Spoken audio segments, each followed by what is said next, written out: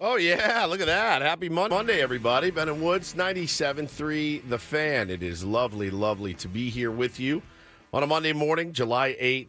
And it's just great. It's great. I've been here for a while. I got here at 4 today. That's what I do when I have to host solo because the big guy, Benny Higgins, is off in Santa Barbara. And we will talk about his trip, I'm sure, more tomorrow when he returns to the studio. But we have an amazing picture that he sent us yesterday. We can talk about that in a moment, but hope everybody had a great long weekend. If you got a chance to have a long weekend, I hope you enjoyed it. I know I did. I did miss you guys, though. I did. It was a little bit too, it was like one day too long is how it usually feels for me. With this job, at least. I like to be here. I like to talk to you guys. I like to talk baseball with my brothers, and like to talk with all you guys as well. But I'm Woodsy. That's Paul Reindl. He's the executive producer, and today he will be the co-host of the program, at least for a little while. Good morning, Paulie. Hey, how are you? How was the weekend? Weekend was good. I got to see you yesterday. Yeah, big statement win for the Tier 1 summer baseball team. Tier 1 Summer Baseball League kicked off yesterday with a resounding 24-1 win.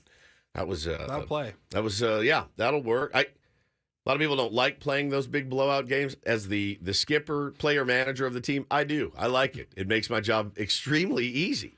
Just start with a little 7 spot in the top of the first. 7 spot in the first, and you're like, all right, who wants to pitch? You ever play third? Go try some third. It's a little different than what Mike Schilt has to deal with.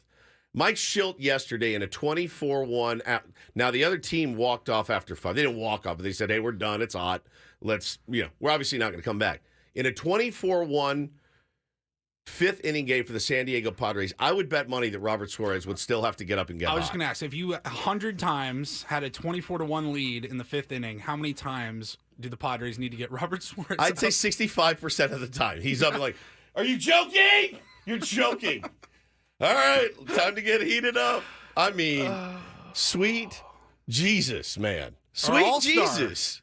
Our all-star closer. Yeah, we will get Suarez. into all of the all-star selections, Now, and there Mike are 5. Schilt doesn't have to deal with, if he ever has a 24-1 lead in the 5th inning, is guy gets on first base and the opposing first baseman says, hey, we're probably going to just call it after this last inning. And I wonder if they allowed that in the game of baseball, if they allowed that, I bet you more teams would take it. I mean, if it's one of those 18-2s and it's in the 4th inning, and you're like, bro, I don't want to burn bullpen. You don't want to burn bullpen. You don't want to get anybody hurt. Let's Wouldn't you just rather bang just it. get out of there than throw your backup left fielder for 2 innings? And right now, there's somebody. My guess is they're older than me that is like, you never quit, you never back down. There was this one game in 1947 when the Cleveland Spiders went out and beat. Okay, fine. Like maybe you're right, but in this day and age, with a team like this in essentially a pennant race and battling for a playoff spot, yeah, man. If it's 18-1, let's call it a day, bro. Yeah. Either way. Either way, Side if of I'm the winning, if coin I'm you're losing, on. yeah. I mean, it. But yeah, Bob Suarez would have. If he was a Tier 1 yesterday, we would have had to get him hot. That's just the way that it's been going for the Padres lately. We'll talk about the bullpen woes and talk about a lot, man. We got a lot of stuff to cover today. But other than relaxing, Paulie, what did you guys get up to this weekend, you and Megan? Not a whole lot.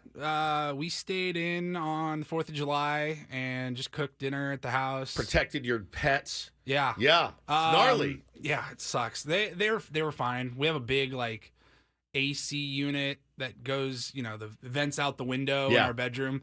That thing's pretty loud, so we just turned that thing on, cooled the room down. Dogs couldn't hear the boomies going around the neighborhood, but it wasn't too bad in Escondido. You heard a couple of idiots at midnight. Yeah. Scares the crap out of you. And then it's July 6th and they're still lighting them off. Yeah. All right, we get it. It's 10 o'clock on July 7th. Probably don't need any more of those. No, I get it. So that was annoying, but other than that, yeah, just kind of, it's been like a sick ward in my house for 3 weeks. Yeah. So we're both finally coming out of it and feeling better, and so we just kind of relaxed and went for a drive on Saturday night. Listened to the end of the game with Jesse and Tony. Yep. And that's about it. We did a little staycation with the kids just one night. Want to hear about the drone show? At the hotel, went to see a drone show, which was great. It was really cool. They did the American flag in drones. They did like the California bear. They did the logo of the hotel. I mean, it was cool. Like, are we at the point where would anybody complain if we replaced fireworks shows with drone so shows? I was thinking as I was watching. They're awesome. As I was watching the drone show, we laid there and the kids were ooh ah. Problem was, it was only 15 minutes, so it was like 8:15 to 8:30, and it was done. So as we walk back, think about it, in like 10 years, I could see no fireworks Yeah, shows and I mean, just drone shows. They're only going to get bigger and better. they're sick. It was sick. I don't know. I mean, it's really incredible how they do it. And we went back to so as we were walking back to our hotel room, there's another hotel down the way that does a huge fireworks display. Of course, we stopped and sat there and gawked at it like we'd never seen fireworks before. And the kids were, ooh. Now, Bo is just like me. We watched it for 5 minutes. He's like, all right, that's it. I'm good. And starts walking back to the room. I'm like, you are identical, my son. Like, just, okay. All right, Dad, I got a good sense of it. I'm fine. We can move on. Like, it was cool when you were able to go out and light your own Yes, fireworks. yes. That added certainly a different element to it. But if we're just talking like, all right, we're going to park up on the hill and we're going to watch fireworks. I mean, you've seen one, you've seen them all, You've seen right? one, you've seen them all. Now, we got back to the room and we put on the Big Bay Boom. And we watched that. And that looked pretty sick. Now, again, it was not sick enough for me to drag a chair down to the bay at 4 a.m. On July 3rd. And sit and rot for 18 straight hours just to see a fireworks show. I love my family. I don't love my family that much to do that. I do love them a lot. But I don't love them that much to do that. You know what I mean? Like, there's no, I'm not going to do it. Don't ask me to drag a chair down there. And I don't believe you. Because I swear to God I would. Next year, if Bo swear to and God, Taylor were no. like, all we want to do No. is go down to Coronado and sit there and watch the Big Bay Boom. Bro, you would be surprised how often I tell them no. And I'll just look at them and go, I'm not doing it. It sucks. Sucks to suck, dude. I'm not going to. Yeah. So quit asking. Get another dad. I'm not doing it, man. Like, I'm trying to even think of a scenario where if I had to take a chair somewhere for 18 hours, like, hey, if you do this, Dad, I get to go play baseball for free at a college, like to get a scholarship, but that doesn't happen. Like, yeah, how much are Paulie, how much tuition these days? Paulie, I'm telling you, there's literally nothing they can ask me to do where I'm going to go down and be like, and just kill. I'm not joking when I say people were down there at 4 a.m. You know, Oh, yeah. like maybe even the day before. Like, Yeah. There's just nothing. There is just nothing. I love them so much. I mean, I want to make them all right. happy, but I don't care that much. So you and I are similar in that we will absolutely spend money to avoid an inconvenience. I will spend a fortune to enjoy an inconvenience. So how about this? This is all assuming, like, if this is under the guise of Bo and Taylor, like, begging to go to the Big Bay Boom next year. Get a hotel on July 3rd. 100%. That I would do. July 3rd and 4th. In a heartbeat. It's going to be expensive. In a heartbeat. Anywhere downtown will be, I got to imagine, is not cheap. But then you're there. You just walk over. It's going to be a huge crowd, but you're not driving through it. You don't have to worry about parking. I mean, bro, you could leave your hotel room at like 8 o'clock and go find a spot. Bro, in a second. I mean, I think Hannah actually brought that up, and I was like, yeah, sounds good to me. That's the move. If Big Bay Boom is high on your list, I would recommend that. Because I would rather pay that than sit in traffic. Like, I think it was reading me a traffic report, like, Coronado Bridge is stopped, backed up all the way down the 5 to Chula Vista or something. Like, they just weren't even moving. Forget it, dude. And if you're just sitting on that bridge, you're like, I haven't moved in 45 minutes. That would kill me, man. Sitting on that bridge for that long would kill me. God. We actually just saw a message in the chat from Mel and Mel. This is so sad. She says, my dog is gone because of the damn fireworks. And I had seen this last night, Mel and Mel. Oh, no. San Diego Humane Society tweeted, we've had 136 stray animals come in since the July 4th holiday. Only 15 dogs have been reclaimed by their owners. If your pet is missing, text LOST to 858-SAN-LOST, like San Diego, S-A-N, LOST.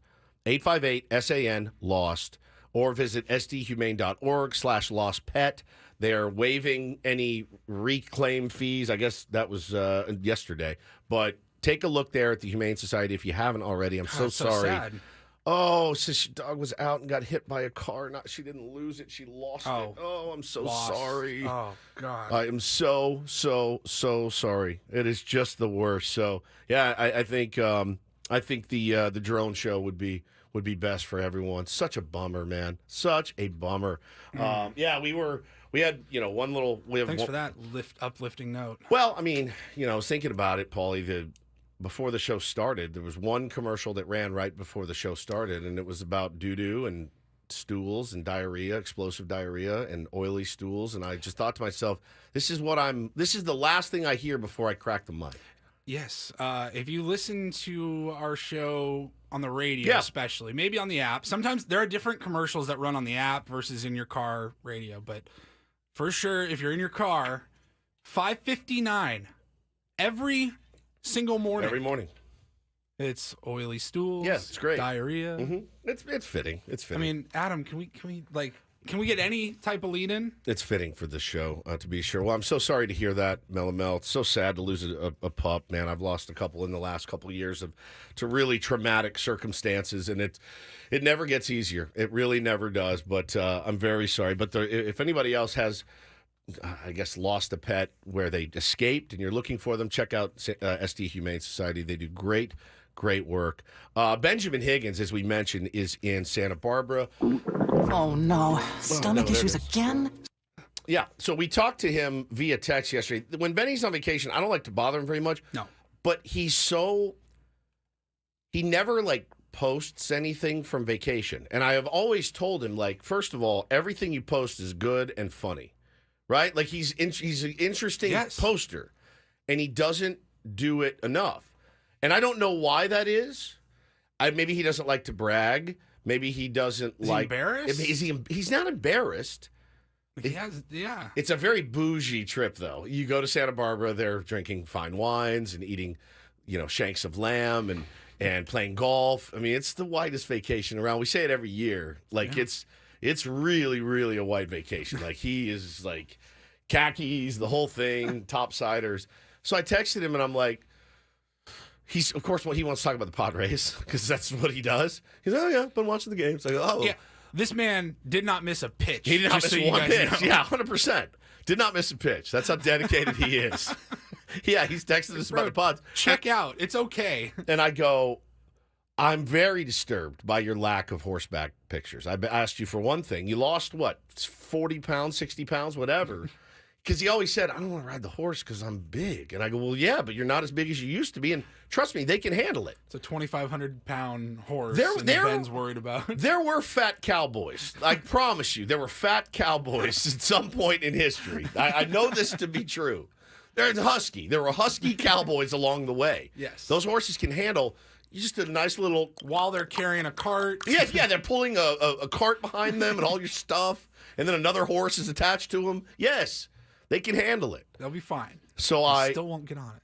He didn't get on it, but he did send us a picture. And I have so many observations. I tweeted it last night from my personal account, which is at the Stephen Woods. I think we retweeted it from at Ben and Woods. Paulie's putting it in the chat. So he's just there next to a fence, and he looks like he's having a conversation with this horse. He's petting the horse's head. It's the greatest.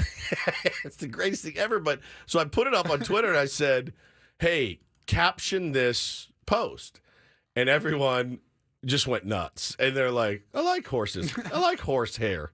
And Maggie, your wife goes, "And that's how I made a birdie on hole 8 at Pinehurst." Now on 9, you really want to play that dog leg left. He's just replaying golf shots to the horse. But the one thing that everybody said in the chat is, why is he wearing his dad's clothes? He looks like, when I was in 8th grade, I wanted to go to a dance, and my dad was like, I'm not buying you a new suit. I've told this story. So I had to, wear some of his clothes. It was awful. It was terrible. It's got the, Brooks Brothers blue checkered shirt. Yep. Navy blue sport coat. Yep. And then khaki pants. Khaki pants that look 3 sizes too big. Now, and what are those? Because he's lost all the weight, but he won't go out and buy new clothes, which I thought if you drop the weight is like the first thing you do. That's like the reward. I just watched Nutty Professor over the week. I just watched it with my kids, and he runs in. And he's like, spandex, all spandex. And, he's super excited. He will not go get his pants tailored or get new pants or get new shirts. He is a legend. Like, he's such a dad. That's just a dad move. Like, why would I go? Like, you don't have to get rid of those. Maybe you balloon up again. You keep those clothes, but you just go buy new. I thought that was the whole point of like, look how treat yourself. Look how svelte I am now. Yeah, and you buy put in the work. I'm gonna go reward myself. All new gear. At least get the birthday tailored. November is his birthday. November 3rd. I want to take him like another Pretty Woman day and get him like some real new threads. Yes, because he just refuses to do it. But he's a legend. He's there. He's playing with the horse. I think he's driving back this morning, but we miss Benny, certainly. We'll have some fun today, certainly. We got a big show planned for you. Going to be talking a lot of baseball, as we always do. Going to be hearing a lot of great baseball stories. I'll set the menu. I get to set the menu today for the program. We will be right back. It is Ben and Woods on 97.3 The Fan.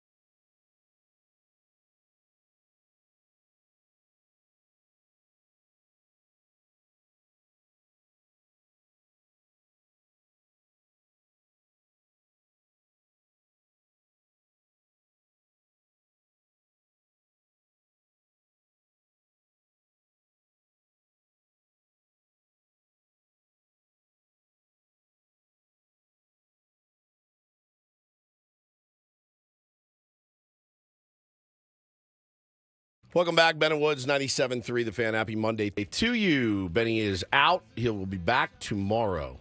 Hope he drives safely, gets home safely, well rested and recharged, and full of Chablis and White Zinfandel and plenty of golf and khakis and everything else, man. I miss the big guy, certainly. But me and Paulie will be holding it down for you today. We got a good show, man. It's weird not seeing you guys for like 4 days, 5 days. Yeah, it is. It was weird. It was weird. I got to see you yesterday. We played ball. But not seeing Ben, he skedaddled. We all split up last week when we got out of here and had a nice long weekend. And, of course, our beloved Sammy Levitt, took one for the team and came in and hosted Friday when we were out. Now, I didn't hear any of his show. I did see people thanking Sammy Levitt for filling in for us and, of course, calling us slackers. But yeah. I'll wear it. We slept in. My whole family slept in until 8 a.m., which is the first time that's happened in maybe ever, actually. It was really, really refreshing. And so it was nice, man. I'm very relaxed this morning. And I wish we had some better news to talk about in regards to the Padres. We do have some good news to talk about with Sammy Levitt. We moved him up. He's going to be at 7:35 this morning. And we got our pal Tim Flannery coming in at 8. And Flan is just somebody I love. I know he gets into it with people on Twitter.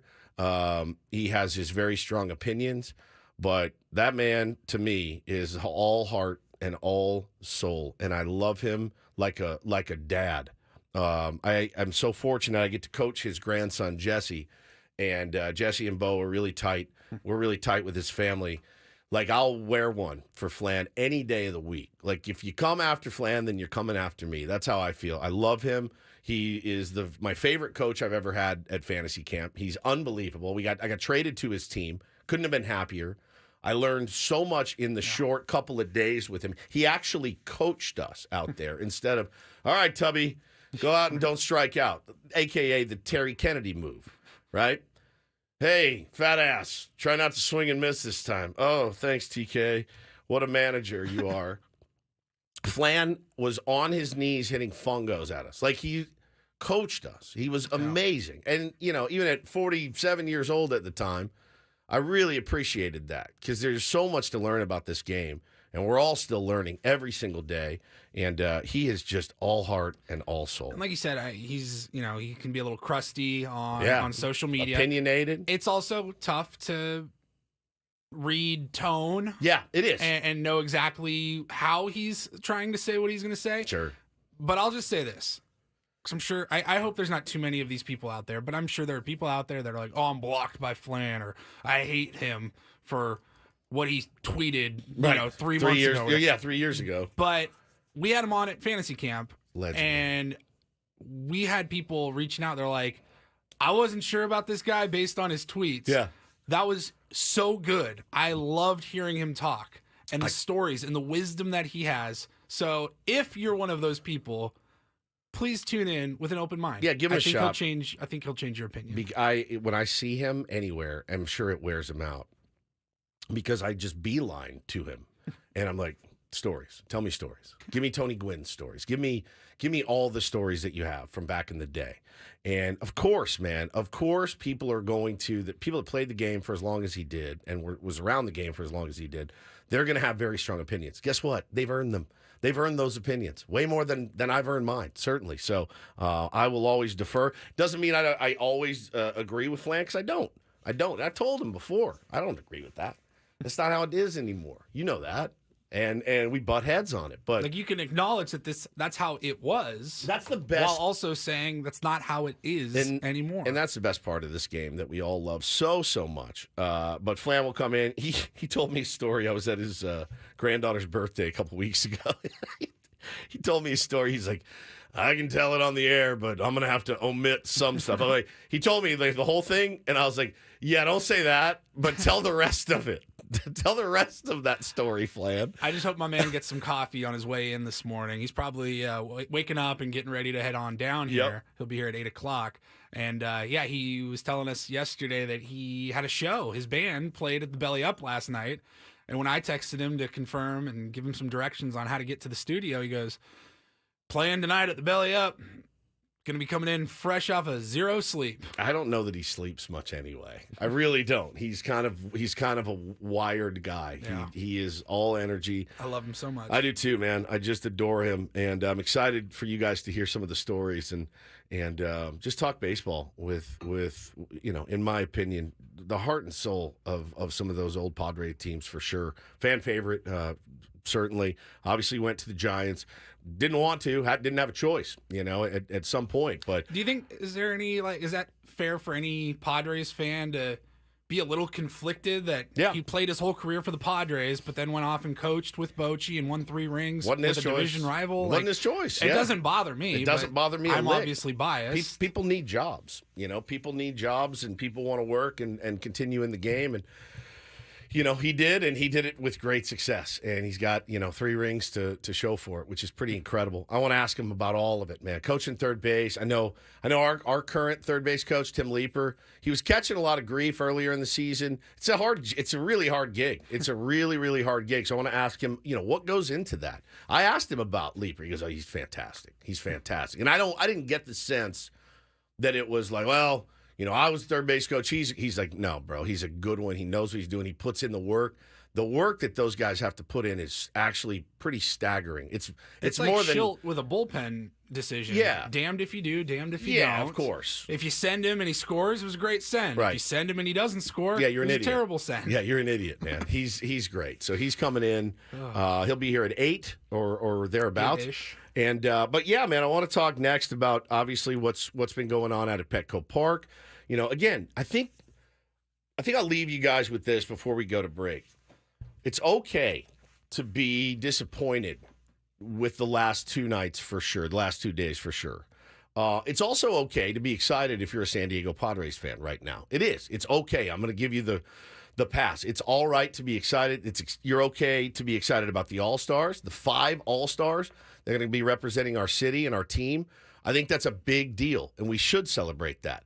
But I think it's also very okay to be concerned about the bullpen blow up this weekend and be concerned about maybe a lack of options, in some close games and not being able to get the job done a couple times. And, honestly, if you think about it, man, we were one really, really fortunate inning away from being swept by the Arizona Diamondbacks. We needed those games, and we didn't get them. So I know we'll talk about Friday's show, but I just cannot harp it enough. We always mention it. Walk-off wins are awesome. They're the best. Not sustainable. But most of the time... Most of the time you screwed up. It means something really bad happened. And when Robert Suarez has to come into the game with a 7-2 lead in the 9th inning, that's a bad thing. It's a bad thing. That's not okay. It's a bad thing inherently, and it's not sustainable. Love the end result. Love the dub. I know Mike Schilt would want that to change. If he had one wish, he would say, I want our bullpen to be better right now. He won't say it. I'll say it for him.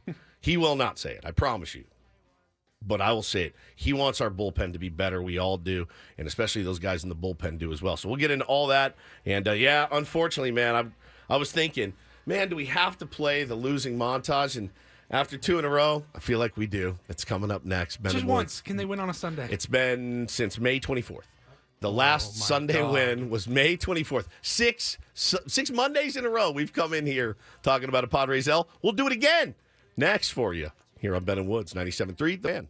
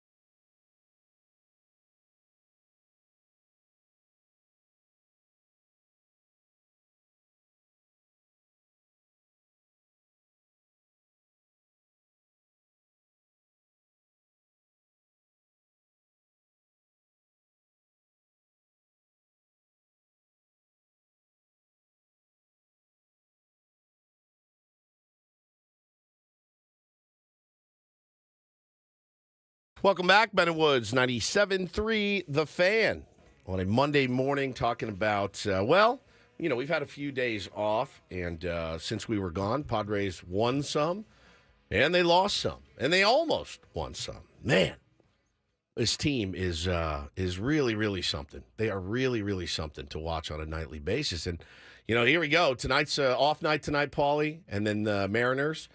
Got the Mariners who's got good starting pitching. I mean, it's 2 games sat. These days off are great and obviously needed, but I don't like them at all. I hate them, in fact, but I do understand the importance of them. And right now, I think our bullpen is in need of maybe more than some days off right now. They're going to see Logan Gilbert and Bryce Miller. Yeah, some good arms. Going to miss George Kirby.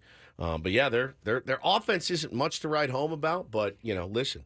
I think the plan, if you're playing the San Diego Padres right now, is get into the bullpen, and you're going to have a shot because they are much maligned right now. We'll talk about the numbers and all that, but first we'll do our Padres wrap-up. You know what's coming. It's a shame if they lose. From the 97.3 The Fan Traffic Center, here's Kelly Danick. Traffic is sponsored by the San Diego Zoo. Getting reports of a crash now on westbound 52 before the summit. No details as to whether that is blocking any lanes. And crash still clearing in the North County on northbound 15 before Old Highway 395. Fortunately, not blocking lanes, not causing any slowing. You don't need a cape or special powers to be a superhero because every time you walk through the gates at the San Diego Zoo, you help fund conservation efforts around the globe. And that makes you a hero for wildlife everywhere. San Diego Zoo. Every visit goes a long way. I'm Kelly Danick with Ben and Woods, San Diego's #1 sports station, 97.3 The Fan. It's a shame if they lose. Oh, a shame indeed. It's a complete crap. Oh, I did not like that. Here are the lowlights from yesterday's game. Are you kidding me? Boo. It's the Padres Wrap-Up, presented by Hamul Casino. With thrilling slots and tables and all the best rewards, Hamul Casino has all the fun you're looking for. Hamul Casino, fun above all else. We'll give it 16 minutes of salt, and then we'll, get back on the bump and figure it out. It's not your fault. 2-1 hit hard in the air to right field and deep. Peralta kind of twisting around to watch. This one gonna go just over the old wall in right field. A leadoff home run for Corbin Carroll, and the Diamondbacks take a 1-0 lead here in the first. Steps back, kicks, and deals. And jerks it, hits it in the air to deep right field. Carroll's going back, he's gonna watch, and it's gonna go.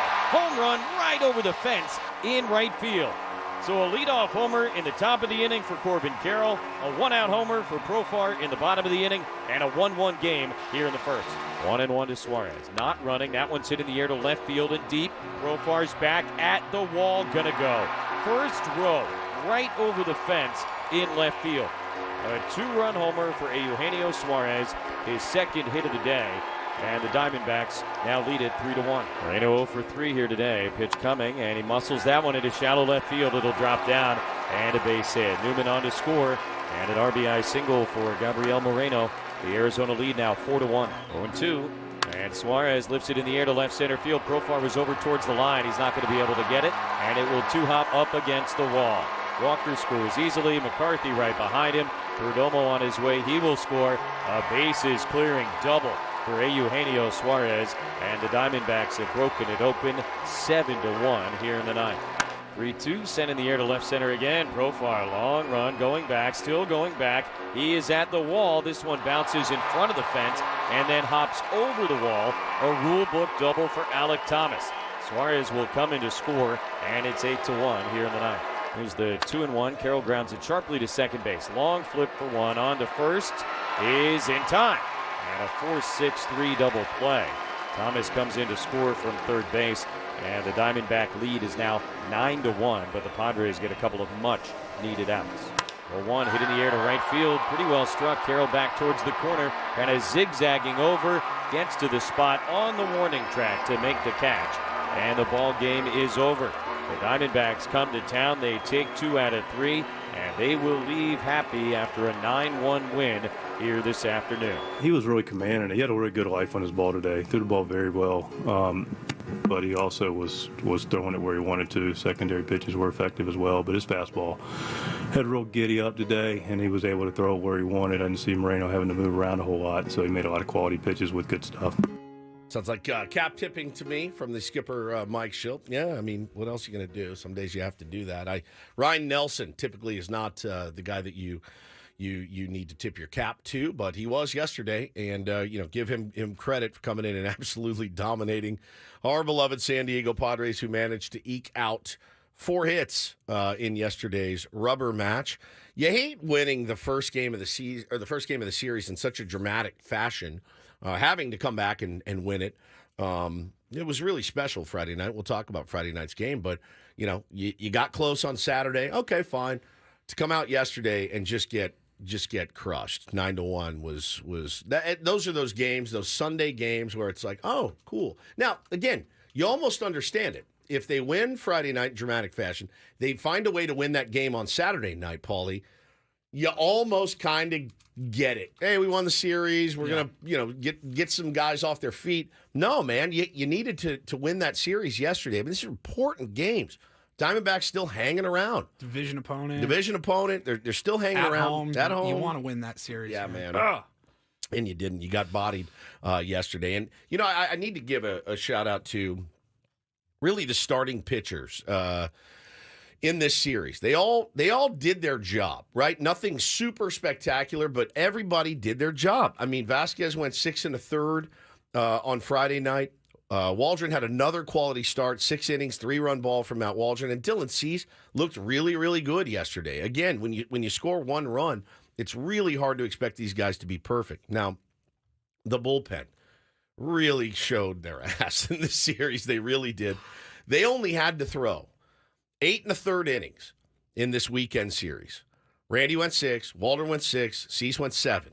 You can't ask for more from your starting pitcher. Yeah. And they had been, they had their turn on the chopping block as they had not been giving any length. They start to give length. The bullpen falters.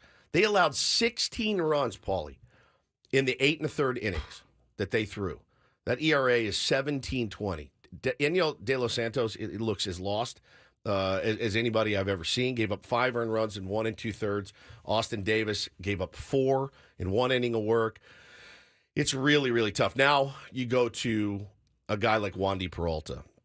So he is a guy we gave a 4-year deal to. 32-year-old reliever.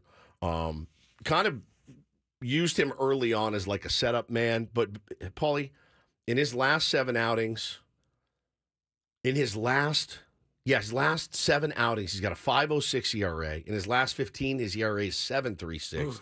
He's pitched only 11 innings in those last 15 appearances. It's really, really rough. Now, he made 63 appearances for the Yankees last year, 56 the year before. He's already appeared in 40 games. So is it overused?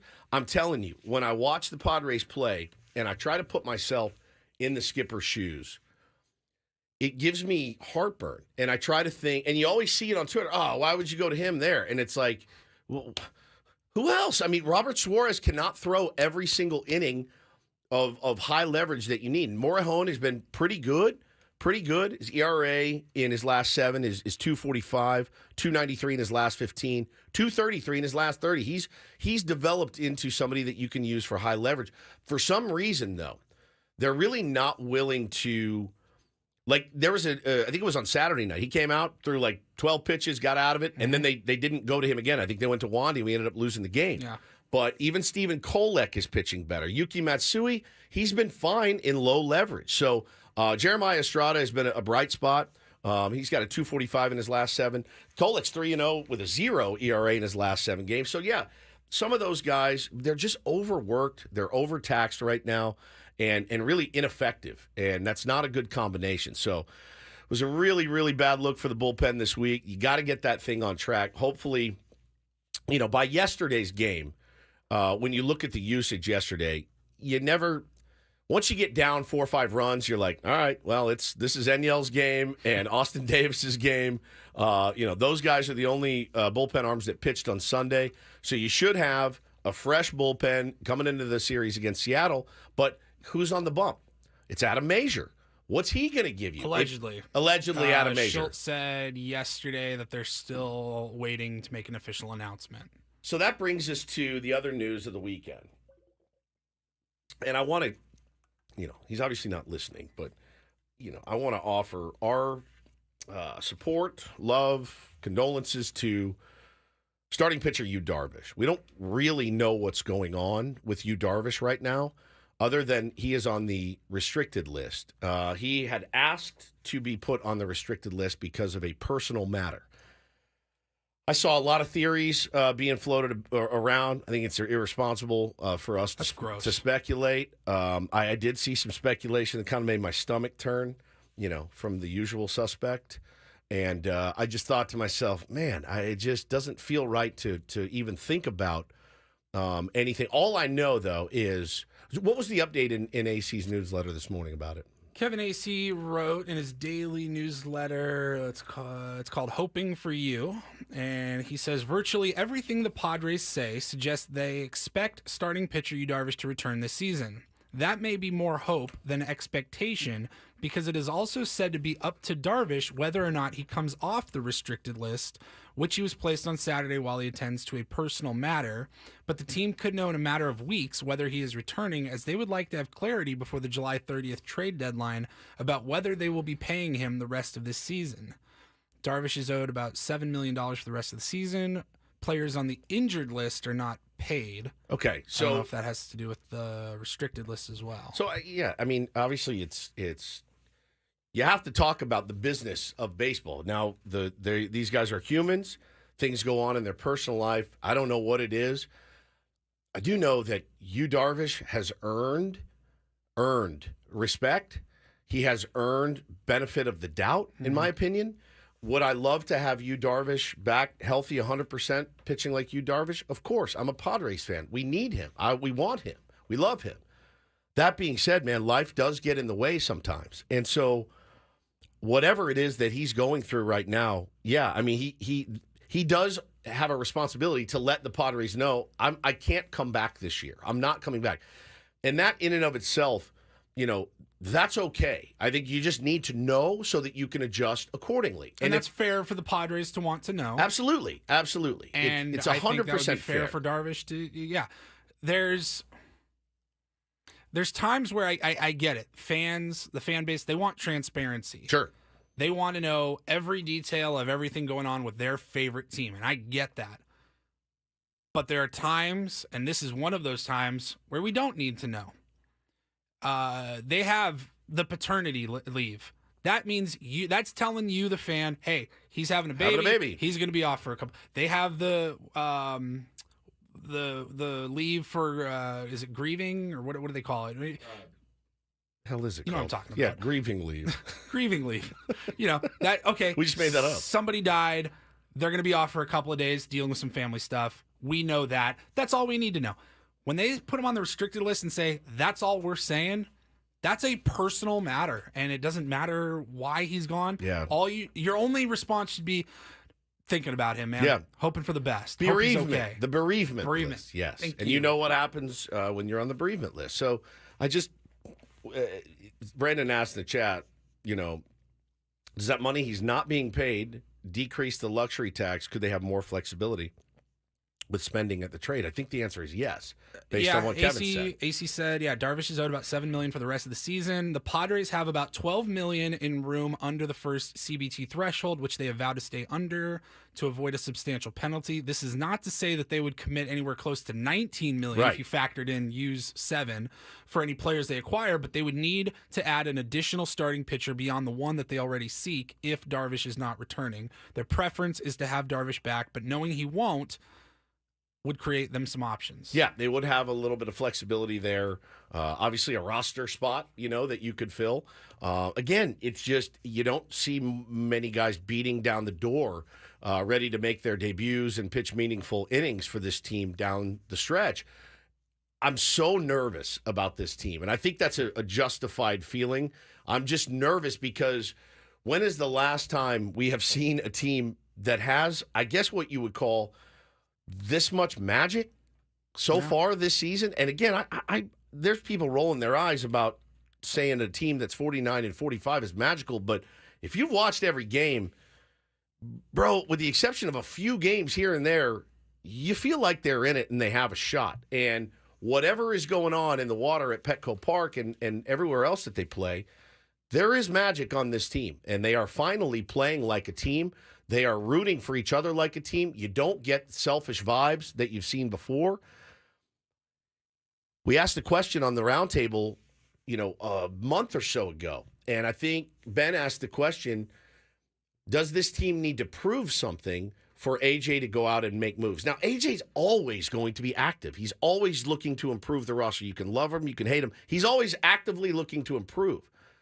Have they earned it? My answer is unequivocally yes. Yeah. They have earned a shot this year. This team, maybe more so than any team we've ever covered here. Is that a bold statement? I don't feel like it is. No, I think that they deserve a shot. It's a little bit of both. It's partly because the National League is a dumpster fire. It is a dumpster fire. Padres, by the way, hottest team in the National League. Correct. One of three that are 6-4 in their last 10. Right. It's them, the Cardinals, and the Diamondbacks. Those are the three hottest teams in the National League. Everybody else is 5-5 or 4-6. Yeah, it's not good, but. That's one factor. And then the Padres also are playing like they deserve to make a push and be in the playoffs. I'm telling you. I just hate the idea, though, of them getting into the dance and then just getting bodied because they don't have the arms. The arms. It happens every year. Every time the Padres have made the playoffs. They deserve the right. They have played hard enough. They've played together enough. They've played well enough. Like, even when the rotation's healthy, they haven't had enough arms. Yep. They're like 3 guys down right now. At least, man. At least. So, holy smokes, man. A lot more to talk about. We got Sammy Levitt coming up at 7:35. We can talk more about this. We don't have Take on Woods today, but we will qualify someone. We'll just take your call. You want to shoot the breeze about the Padres, you can call us 833-288-0973. Let's hear from you guys.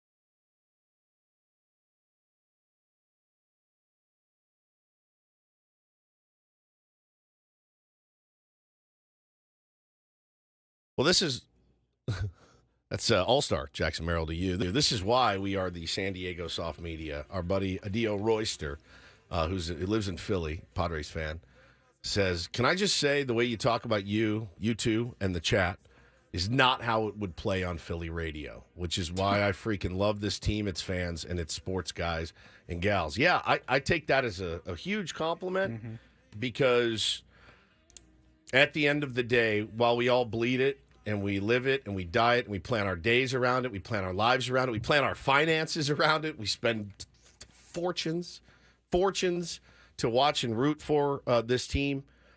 At the end of the day, it's just a game. It's just entertainment. Yo, call me when you get your phone. Freaking Philly. I mean, do you really think if one of their guys went on the restricted list for a personal matter that they would roast him? Would they? Or there are actual people like that. We know that. And is it real or is it a bit? Like, I have to play to the Philly fans and I can't get on the air and be like, "Hey, we love you, Darvish. We hope everything works out for him."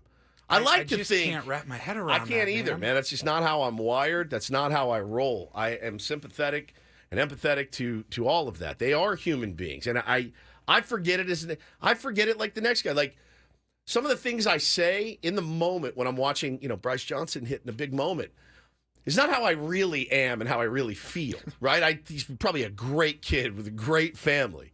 A little overmatched, okay? It happens. Like, it's not the end of the world. It's a very difficult game.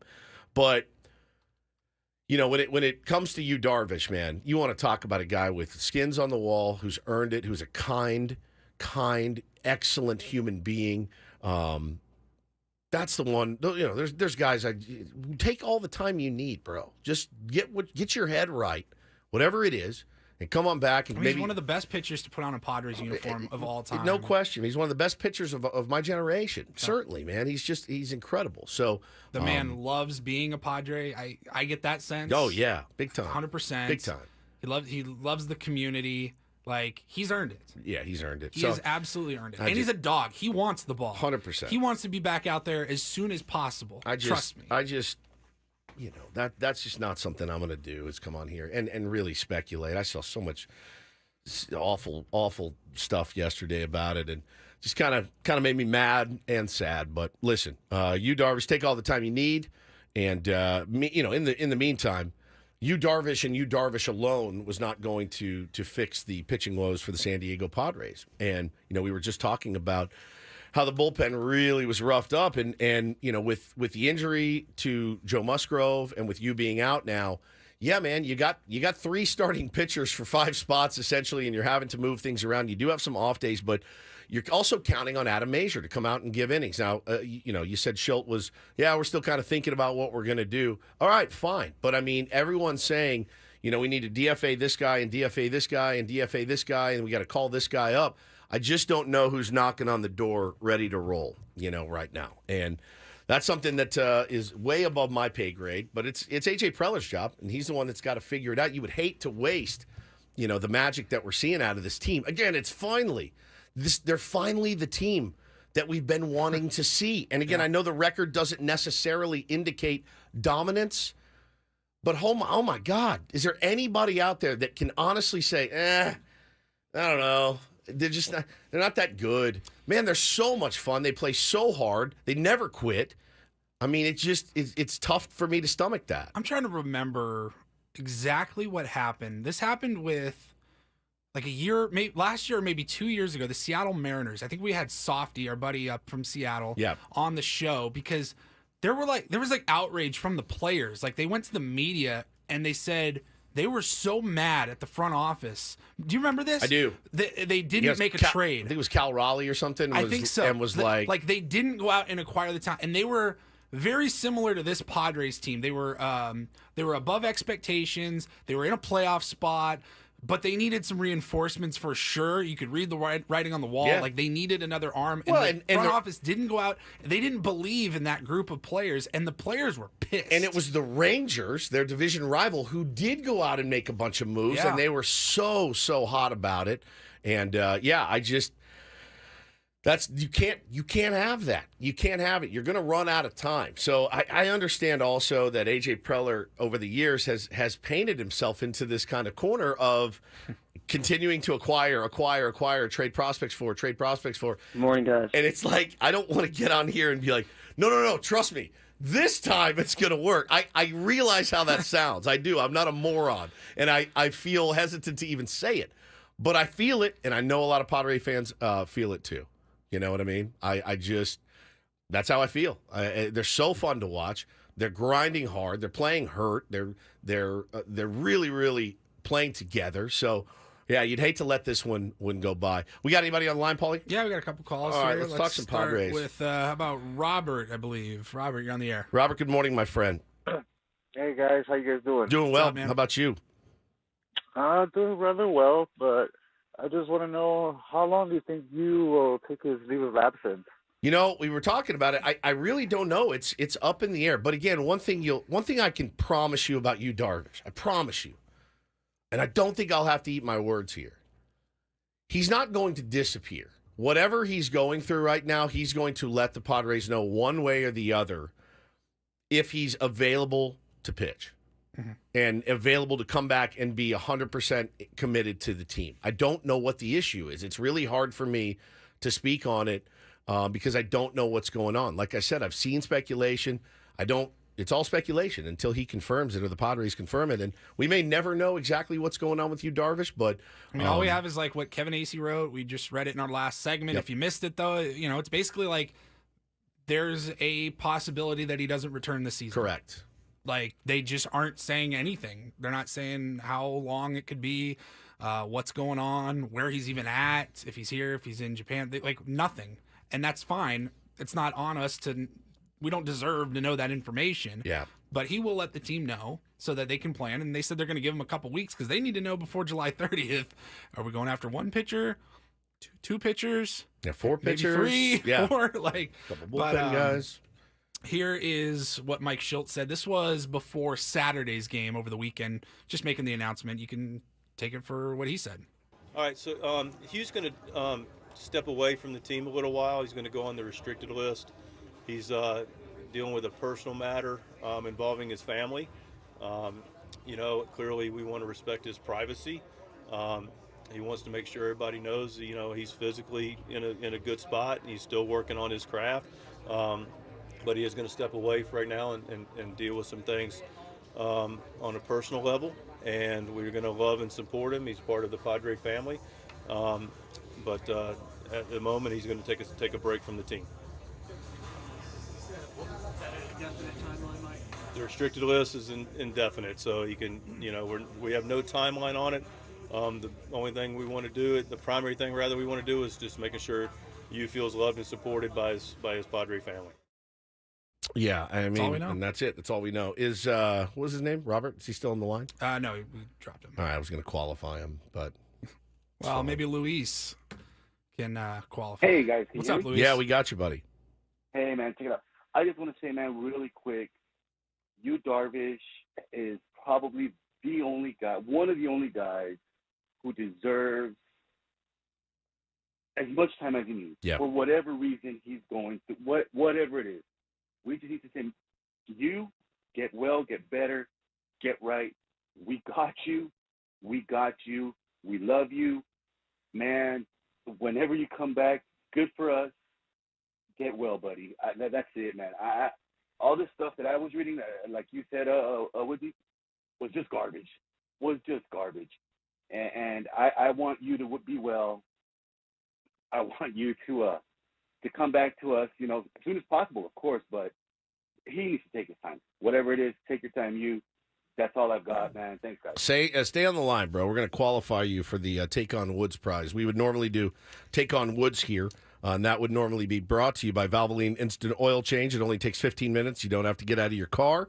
For directions and discounts, go to SoCalOilChange.com. That's SoCalOilChange.com. We'll qualify you for the two-night getaway to Rio, Las Vegas. How about that? So stay on the line, Luis. No, I think that's, Padre fans, for the most part, they get it. They're understanding. They understand that this is just one of those things that happens throughout the course of the season. He's not the first person that this has happened to. He won't be the last. So in the meantime, though, you do have to find guys that can go out and get outs as well. And that's a challenge. It's a challenge. In the market right now, there's so many teams that are in it right now in the NL. The price for any pitcher is just going to be sky high. And we were talking about it yesterday in the dugout of the Tier 1 baseball team. Like, who do you get? Who can you get? You got to shore up the bullpen. And I'm like, well, listen, there's a couple of teams. There was an announcement made this morning, essentially, that barring some miraculous run, the Texas Rangers are going to be. We talked about this open last for week. business. They're basically open for biz. And Andrew Haney, Max Scherzer. I mean, old friend, lot of arms. old friend Kirby Yates Yates as well. I mean, they're really 5 or 6 guys that they're going to make available. I mean, I guess that's a year. It's probably easier to do a year after winning a World Series. But you know what? Like, it's probably easier to stomach for the fan base. You just won a World Series. It's also a bummer. Like, oh, I thought we were going to continue trying to build a little dynasty, trying to build a little something. something here. But that's how you do it, man. If you can assess where you're at, and this is what's gotten us in trouble here. Well, and look, they can sell some pieces and still have Yeah. a hell of a core for next year, and you restock. They've got a really good core there as well, and it's just kind of it's a bummer to the guys in that clubhouse. The guys like Corey Seager, Marcus Simeon, guys like that are like, we're gonna do the old sell, but also like keep our core intact and try to win, and really, it's the smart thing to do. That's selling without a fire sale. I think there's a couple of seasons that have gone by in A.J. Preller's tenure where you could look at it and say, probably should have done this, probably should have done that. Can't do anything about it now, right? But, last year, knowing what we know, yeah, man, being able to get rid of Hader and Snell for a premium would have really, really potentially set this team up for the future. Maybe. I mean, you never know. You never know what you would have gotten back. But it was probably the smart move. We didn't because we had a huge payroll committed to winning. So I really can't fault AJ for that. Dug in. Yeah, dug in. And they're now, you took $92 million off the top. And now you have a team that's playing way better and way better baseball, way more entertaining, way more together than that team last year. Now you're in a pickle going, oh, God, now I have to reward these, or I want to reward these guys. Do I have the prospect capital to do it? And that's going to be the most interesting thing that we'll see. Network, we got it on in the studio. They just went to break, but they were talking about Skubal from Detroit. Yeah. I mean, that guy is maybe the best pitcher in baseball right now. He's up one there. of them. Yep. And he very well could be available, but I don't know. AJ Preller's done. He's moved mountains before with trades. Maybe he could get it done, but it feels like that would cost an Ethan Salas or a DeVries at least. One of those two are for sure going to have to be included in that package. Do you do that for 3 years of control? Don't ask me this. You can't do both. He's getting paid $2.5 million this year. Nothing. He's got 3 more years. He's got 2 years of ARB and then becomes a free agent. Yeah. No, I know. I know, man. It is. It's what AJ Preller is probably sitting up at night thinking about. What do I need to do? What could I fleece them for? You're going to need, like, whatever moves you make. You're going to have to. There's going to have to be a little fleecing involved, in my opinion. I mean, people are wise to what the Padres need. They're wise to what the Padres want, but they're really wise to what the Padres have. Or don't have. And, of course, the first thing is, all right, yeah, we'll do that for Salas and DeVries. All right, maybe one of them. Gonna need both. If AJ can figure out how to get him over here and not give up either of those guys, that's the fleece. You build the statue at that point. But that's like trading for Luis Ariz and making the Marlins pay for it all. He's going to cost everything. He's going to cost everything you've got. So, so we'll see. We'll see how the trade deadline plays out. We got spring training, Sammy, coming up at 7:35, and then the great Tim Flannery will be in at 8. Tell some baseball stories, talk about it. But listen, we got Don't Do This coming up next. And, man, I will tell you, this was really interesting story that broke on Friday. I followed it pretty closely. San Diego soccer right now is certainly a hotbed of activity, and it's not all good news right now. We're going to tell you everything that's going on with the Wave that is just pretty gnarly to read. And we'll do that next on Don't Do This. We'll be right back. It's Ben and Woods, 97.3 The Fan.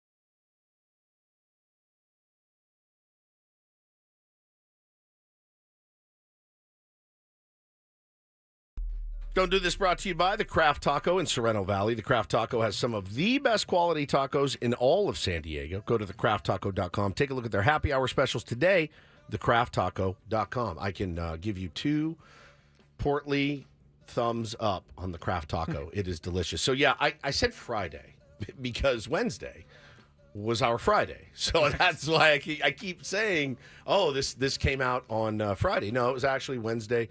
I think Annie and Braden talked about it a little bit on their show, but I did see an email come out, or a tweet come out from a young lady named Brittany Alvarado, and it was in regards to her treatment when she worked at the Wave. And it was pretty tough to read, talking about her commitment to the team. She moved cross country, and essentially things went bad, right? As things sometimes do. But she said, since the team's inception, over 30 employees have been fired or quit, with nearly 75% of them being women, underscoring the deep issues within the club. Many of these employees are hesitant to speak publicly about their experiences, reflecting the widespread fear surrounding these issues. And so, she names the president, Jill Ellis, by name in her tweet. And the interesting thing to me was she also included an email that allegedly came from a high-ranking official at the Wave. Now, that email has been proven to be sent by somebody else outside the organization from a Hotmail account that was they were masquerading as somebody inside the building, essentially, and it was really mean and said, you deserve to be out of here and whatever. You're pathetic. Yeah, you're pathetic. So, but it wasn't just that. It was more women speaking up. There was another young lady, Bernadette O'Donnell, said, look, this is all I can say, but please know that NWSL employees deserve protection and safety. We deserve to be believed. She talks again about moving for her dream job, her mental health. She opened up to her boss about her mental health concerns, and it was a very unhealthy work environment, and ended up not being employed there after 3 days after doing that. And it's funny, man, as somebody that has talked openly about my struggles with mental health, I'm very thankful that Adam and Odyssey and you guys and everybody, the audience, it's to have that support, to know I have that support, feels spectacular. The Wave, though, what kind of made the hair on the back of my neck stand up is when I saw their response. Their statement came out pretty soon after her tweet. It said, San Diego Wave FC has been made of a recent social media post by a former employee, contains inaccurate and defamatory statements about the club. Not only does the post contain a fabricated email, but the claims made therein are categorically false, including the ones directed at our president, Jill Ellis. We're currently reviewing this situation. We intend to pursue all legal avenues available to appropriately address this matter. And I thought to myself, man, whether that email's real or fake, you have several people talking about a toxic culture, and I thought you just did a little bit of unraveling of some goodwill maybe that you had in the community. Not to say that they can't right the ship and get things fixed and everything else, but so many women were tweeting about. There's certainly a different path they could have taken. Yeah, there's there's a different path, and I think you could have said something like, "We strive to be a comfortable environment for all of our employees. These are serious allegations. We're looking into it. We're not taking it lightly." There was an investigation last year, I guess, at the Wave and some of their front office practices, and I guess they were cleared in that investigation. So, but again, it's tough, man. And if you've ever worked in a toxic work environment, and I certainly have, it eats at you. It eats at your soul. I worked in one of the most toxic places on the planet, and it almost killed me. I mean, it was where you get up in the morning and you have to physically drag yourself to the shower. And it wasn't because, the job's hard, I got to make a bunch of phone calls. It was, no, the people that I worked with, my bosses would call you all kinds of slurs and stuff if you didn't do this or that. And it's just like, holy smokes, man. And you try to be, macho and grind through it. There's just no place for it, man. There's just no reason. It doesn't have to be that way. And the other thing that bugged me is I saw Alex Morgan come out, and she crafted a really beautiful tweet, and people were ragging on her that she needs to do more. And you know what? She's an employee of the Wave. It's not the employee's job to take shrapnel for the employer, ever. It's not my job to take shrapnel for Odyssey. In fact, it's the other way around. You know what I mean? It's not my job to come in and defend if there's bad behavior to defend that. So really interesting story that came out. People are trying to get to the bottom of it, and it really, really blew up over the weekend. So again, to the women that were affected by it, I'm glad you're still here. Many of them were talking about, they didn't want to live anymore after that. That's how toxic it was for them. So I'm glad you're still here. I'm glad you spoke out, and hopefully they can get in and clean it up. That's what people are asking for: accountability and clean up your side of the street. That's really it. Paulie? We'll move on. Rough weekend for one. Colton Brewer, right-handed reliever for the Chicago Cubs. He entered Saturday's game in relief, and it did not go well for him. He got 2 outs and then was pulled. He was charged with 3 runs.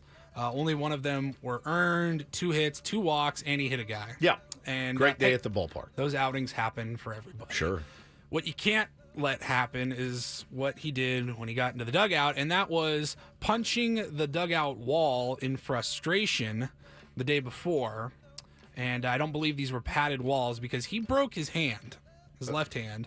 So I guess not his throwing hand, but still, he broke his hand. I mean, yeah, he is on the 60-day IL. IL. You're on the 60 now. Like, it doesn't. You're looking at like a mid-September return at best, and you just cannot have that, my friend. The emotions of underperformance. It happens to all of us. What's the best way to take out your frustration? If you're a pitcher, or take a bat to the old water Take jug. a bat to the water cooler. I mean, these days you need to take it down the tunnel. You don't want anybody else to get hit with any shrapnel. You don't want to hurt anybody else. I've got it. What is it? I've got the solution. Every ballpark in Major League Baseball should install a rage room. Rage room. Right in the tunnel. But you've been to a rage room. Can you get hurt in there? I think you can. No. No? I mean, dude, you're geared up head to toe. You got the helmet with the mask. By the time there's broken glass everywhere. By the time you get all set up, you're probably not even mad anymore. You know what I mean? Like, it's like fake rage at that point.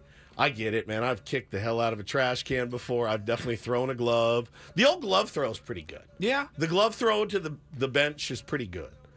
Can't really find hurt a way. yourself. Like, I don't even like the throwing the bats, because now the bat boys got to go out there and pick them all up. She didn't do anything wrong. Clean up your messes. But dude, I think a rage room would solve a lot of problems. They actually got a shot. Somebody got a picture of Colton Brewer squaring up against the wall, and it's like him after he hit the wall. And yeah, again, not your throwing hand, but still, it's your glove hand, dude. And now you're out. A really frustrating season in general for the Chicago Cubs. I mean, the expectations were through the roof. They have thoroughly disappointed in every way. And now this is a little bit more of a lighthearted story, but a brilliant one. DD Mega Doo-Doo. Paulie actually brought this to my attention today. I had not seen. The Yankees did a bobblehead day. Now, bobbleheads are great. My kids absolutely love bobbleheads. We have a whole collection. And they're like behind a lattice, like you can see through it. Right. But we don't want to play with them. I don't know why, but for kids, not going to be worth anything. You know what I mean? But right. They're there. I think a lot of everybody thinks their bobblehead's going to be worth something someday. I mean, maybe like the Shohei bobblehead and things like that. But this one, I think, you have to look it up on eBay while I'm telling the story. But the Yankees did a giveaway, and they did George Costanza. It's the first bobblehead. Like, we've gotten bobbleheads from work. I bought tickets on bobblehead night, and it's cool to get it. I've never felt like I need to go online and buy this bobblehead. This one, maybe. I might buy this one. How much is it I'm on looking eBay right now? But they did a Costanza bobblehead giveaway at Yankee Stadium, and it was phenomenal. Obviously, you remember from Seinfeld when he got the job with the Yankees, and he all of a sudden becomes very smart, and he's teaching the guys how to hit home runs and making moves and making decisions within the organization. It was brilliant. Bro, they're going for like $200 a pop. 200? Okay, I was actually thinking they'd be a little bit more. 200 is doable for a Costanza bobblehead. So that was our do this. I think Jason that's a really Alexander, good idea. He wrote, I'm so glad bobblehead George was a fan fave. No, I don't get anything for it except joy that 35 years after putting on those glasses, people are still enjoying our work. The show is a gift from you to us. From us to you? Us to you, maybe? Yeah. Thanks for keeping it alive. He is brilliant and one of the best. That's one of the best giveaways I've ever seen. And one of the best characters in television history. If we were to do it here, because we do the players, and I love some of the creativity they've had. Like Joe and his dog was really good. Yeah. Nandalorian is really, really cool with Fernando. I love it. Who would be like the San Diegan that we did? Like who would it be? It has to be from pop culture. So maybe like, oh no, it would be, wouldn't it? It'd be Ron Burgundy. Yeah. You stay classy, San Diego. It's unfortunate that's. I'm Ron Burgundy. That's absolutely accurate. Now there are other San Diegans that would be amazing. Tony Hawk would be incredible. That'd be cool. That'd be a really cool, but he's not really pop culture. He's an athlete, So from pop culture, San Diego's pop culture, they would probably Eddie do Vedder. See, he doesn't even claim us at all. I think they skipped us on the last tour. As much as we want him to claim San Diego, please claim us. He really doesn't. He just doesn't, dude, at all. He's like, yeah, Chicago, Seattle, anywhere but San Diego. I think they skipped us again.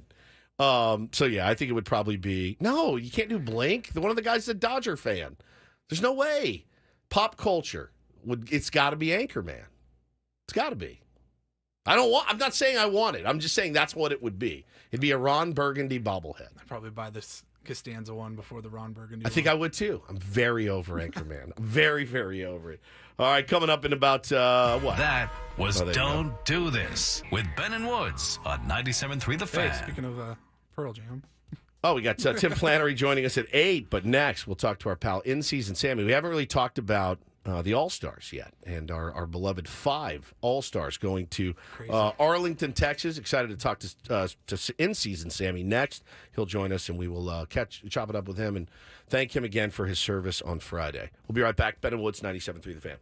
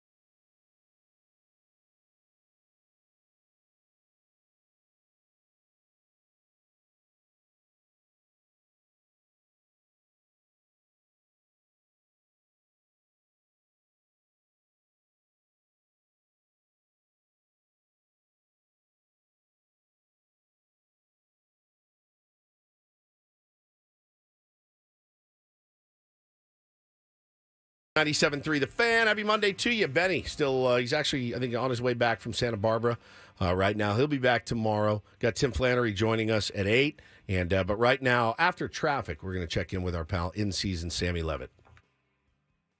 From the 97.3 The Fan Traffic Center, here's Kelly Danick. Traffic is sponsored by Air Max, San Diego's highest-rated heating and air company. Visit them at airmax.com.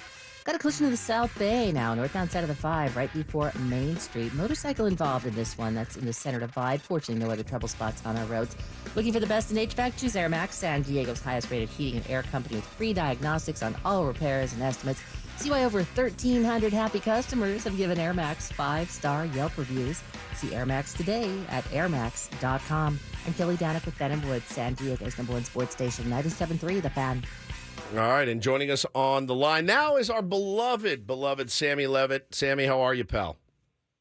Good morning, Woodsy. Good morning, Paul. Good to be with Hi, you. Sammy. Looking forward to hearing the 2 hours with Tim Flannery. I've been doing the last couple of days with the Padres celebrating that 1984 team. I've been doing some research on that team, and pretty incredible team, and the way they came back in the NLCS to go to the World Series and all that. So I'm looking forward to hearing those 2 hours coming up. Well, there's nobody that tells a story like Flan, and we're really looking forward to it too on a Monday. But I want to do, obviously Sammy dropped the last 2 games after one of the greatest nights at Petco Park that we've. I mean, there's been so many of them this year. Friday night was just an elite night.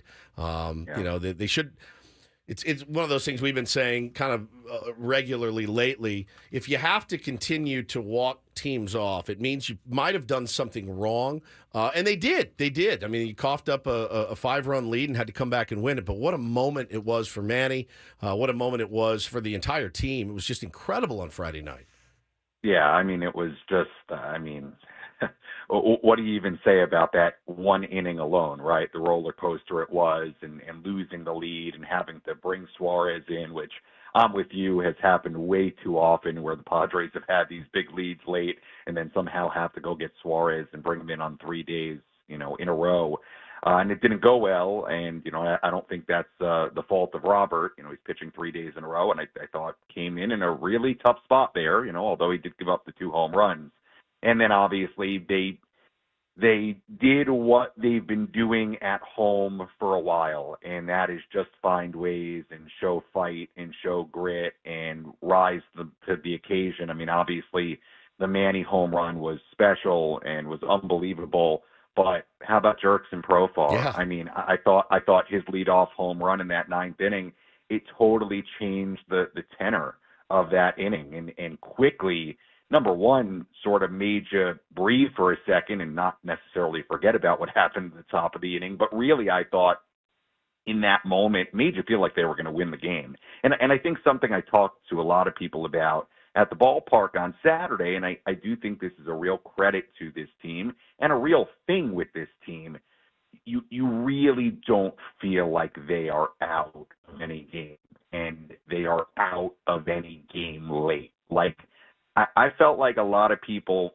in that ballpark and on the media side of things really felt like even when they got down in the 9th, like we looked at the part of the order coming up and you felt like they had a real shot, that they were still come back and find a way to win it. And quite frankly, on Saturday night, I was sort of shocked they didn't find a way, right? Because it was right there. And seeing them, especially at home and especially lately, just find the big hit in so many situations. So Saturday, it was almost surprising. They couldn't get that one big hit. And then yesterday, look, the final score of the game was not really indicative of the game that it was. I mean, it was super well pitched, right, for the most part. And so, all right, we're losing a submarine. Sammy is back. Sammy, we're going to try to get you on a different. Try to get him on the Zoom link or something. Yeah, give me 1 second, Sammy. No, he's right. I absolutely thought Saturday night. In fact, I wasn't even really worried. I was more shocked that they didn't end up tying that game because that's the brand of baseball they've been playing this year. And while it's exciting to watch and it makes my blood pressure go through the roof, it's not a sustainable way to play. But man, I'll take that. It was one of those losses on Saturday where I thought, all right, I mean, you battled your ass off, and sometimes it's just not your night. Didn't get the big hit when you needed it, but I didn't mind that one so much. Yesterday I did. Yesterday I did not like that game at all, and just could not get anything going offensively against Ryan Nelson. And so but and Friday it was so crazy. I saw it was the first time in MLB history that there was a grand slam, a go-ahead home run, a game-tying home run, and a walk-off home run. It was incredible. In one inning. It was incredible. Sammy, you were there. You were on the scene. Now, it was a long day for you because you had to work the morning show because of the loads. Yeah, and he's dialing into the Zoom. Oh, he's dialing into the Zoom right now. Just wait a minute, and it'll be worth it because we will have a much, much better connection. Yeah, Scuba Sammy is what they're calling him in the chat. Sammy. Yeah, it's underwater. Yeah. Well. No? He's joining. I'm waiting for him to turn on his audio. We'll just wait. That's fine. We got no problem. We're just hanging out. Everyone get a little breather. There he is. Samuel. Yes. Oh, hey, so how much you better, doing, buddy? So much better. Okay, good. Right. I'm so sick of this cell service inside my apartment. I'm just over it. So it is what it is. There's about a 5-foot spot in my kitchen, and I swear to you, it's not like I'm standing in this spot where I have literally no service at all. Bad. So there is something about this apartment. I'm gonna have to stop doing it from here. I mean, no, you're fine. We're just gonna do the Zoom link, even if you're just on the phone. It's just the audio. That's fine. You sound crystal clear right now. Okay, great. Just to wrap up, I wasn't, saying anything super groundbreaking, but look, the game on Sunday, obviously, I think it was better pitched than, what the final score was. But look, for as good as the win was on Friday, and it was awesome, and it spoke volumes about what this team has been and their ability to rise to the moment, rise to the occasion, show grit, show fight. They have certainly given you all of that and have shown they are a quite different group from what they were a year ago. Look, I still thought it was at least a little disappointing to still not find a way to win the series. And look, credit to the Diamondbacks. I mean, they had a brutal loss on Friday and came back and found a way to win the next two. So, look, am I going to go crazy over it? No, considering how well they've played lately. But I will say this, and I think it goes back to, what I said filling in for you guys on Friday morning, and that's, I just feel there are really, two things that are important for this team right now in the next week or so. Number one, just finishing this first half on a high note. And I'm not saying you got to go win the next 5 in a row, but, winning 3 out of 5 against 2 good teams, that would be a really nice way to finish the half. And I just think for this group, the way they're constructed right now, the injuries, the guys they're missing, you just have to avoid letting 2 games become a skid. Two losses in a row is not that big of a deal, but 2 turning into 3, 4, 5, that's where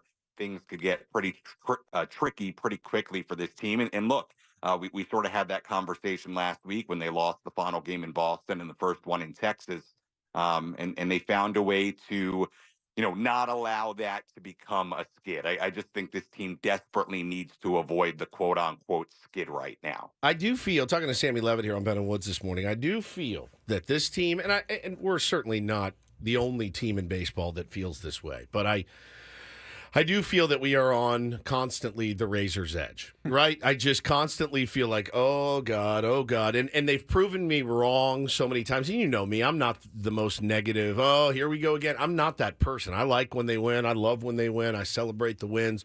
I celebrate the effort. I celebrate all of it. I love this team. I really do. But I do feel circumstances beyond our control, Sammy, that they're on the razor's edge right now. I mean, you got a beleaguered bullpen that did not have a good series at all against Arizona, and now potentially Adam Major on the bump tomorrow against the Seattle Mariners. They got some really, really good arms coming in. It's precarious right now is the word that I would use. Yeah, I totally understand it, and I'm with you. I mean, for as well as they've played as of late, it does feel a little bit like that because of the injuries they're dealing with, and quite frankly, and it's almost a credit to them because of some of these guys that have contributed in such a major way, because of the Jerks and Profars, because of the Jackson Merrills, because of the Donovan Solanos, because of Matt Waldrons and Randy Vasquez. I mean, the last 2 starts have been really, really good really for him. I know he good. got hit by the line drive in Boston, but he was really good before that happened, and then the other day was really good again. And look, they have, to their credit, they have found a way to stay afloat through these injuries and, through a rotation that has been banged up and through, a bullpen that has been up and down aside from a couple of guys. Look, the bullpen, on the road trip, they were awesome. Yeah. Right. I Yeah. mean, you look at you look at the 2 close games they won in Texas. The bullpen was actually fantastic for those 2 games. And on the road trip, they had a sub-1 ERA in 6 days, and it totally flipped in this series against the Diamondbacks. And obviously De Los Santos was sort of a big part of it, but there were other guys, in that mix as well. And you're right, Woodsy. I still don't think for as well as they've played, and I don't mean to pour any cold water on it, but yeah, the margin for error still is they still deal with these injuries. And as far as bullpen and rotation, look, you would assume at some point in the next month there's going to be some help on the way, one way or another. What that's going to cost the Padres, obviously, we have no idea who that's going to be. We obviously have no idea. But I'm with you. It still sort of feels like until there's some help on the way, yeah, it's going to be this thing where it's like staying afloat until you can get that help. And obviously, it sounds like there's a pretty good chance that the Xander, may be back here soon. And that's, the first piece of help back on the way. But I'm with you, Woodsy. The margin for error is still not very big, but to their credit, they have found a way to more than stay afloat. They have, and like I said, I mean, there's a bunch of teams right now on that razor's edge as well. Guys are injured or not performing. The Mets are one of those teams. The Diamondbacks are one of those teams. The Giants are one of those teams. We were just talking about it in the last 10 games. I mean, if you look at it, go to the National League, go to standings, and look at last 10. It's as mediocre as you can get. I mean, it's 5-5, 5-5, 5-5, 4-6, 4-6. Padres, Cardinals, and Diamondbacks are the only teams with a winning record over the last 10 games. And it's just bananas to see. So it in some sense, makes it even a little bit more frustrating because it's like it's literally there for the taking. You just got to go get it. But do they have the pieces? The pieces they do have, though, Sammy. Five representatives going to the All-Star game in Arlington. Very, very happy. The whole outfield. Proud. The whole outfield is sent. The area we all sat in here and said, oh, boy, they are toast in the outfield. Well, they're all All-Stars. So, again, nobody knows anything, Sammy, but I'm very happy for these guys. Saw a lot of Dodger fans upset that Luis Ariz is getting in. For me, the hit leader should always go to the All-Star game because hitting is very, very, very, very hard. It's very hard to do, and he's got more than anybody. That's a no-brainer for me. I don't care what his WAR is. I like WAR. It's fine. But he's the hit leader. He goes to the All-Star game. That's just how it works. Yeah, I agree with you. And look, obviously the numbers for Luis overall the last handful of weeks haven't been as stellar as what they were. But you still look at it. The guy's hitting what? As of yesterday, 314, 315. I mean, when a guy's hitting like that, and you're right, the hits leader in his league, I'm with you on that. And look, there are just some remarkable stories from this team going to the All-Star game. Obviously, Profar is right there, maybe the best story of this All-Star game, which is incredible. And the Jackson Merrill story is right there with them. I mean, I don't know if you guys read off that list that AJ Cassavell put out of players that, in the last 40 years have been younger than Jackson Merrill to appear in an All-Star game. It's insane. Like, it's greatness. It's Hall of Famers. It is, when you consider his journey to this point, the limited amount of experience in the upper levels of the minor leagues, learning center field, a place he had never played. Done. It is simply remarkable and is a huge credit to him. And even Robert Suarez, guys. I mean, this was a guy who the Padres signed after pitching in Japan. And I don't know that, we all knew when he first got here really, what he was going to be in the major leagues, and obviously has a great 2022 and a stellar postseason. And, last year had his ups and downs and takes the role of Josh Hader. And I don't care about Friday in this conversation, has been a rock, an absolute rock 100%. For the bullpen. And you talk about deserving all-stars. He is right there as far as guys who absolutely deserve to be there. And even Tatis, I mean, now that we know about the leg and basically that he's been playing on a compromised leg for, it sounds like months.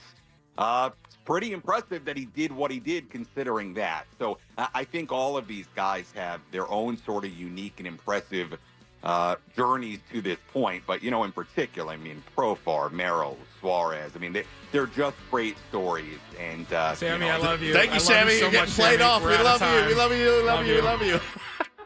All he's giving me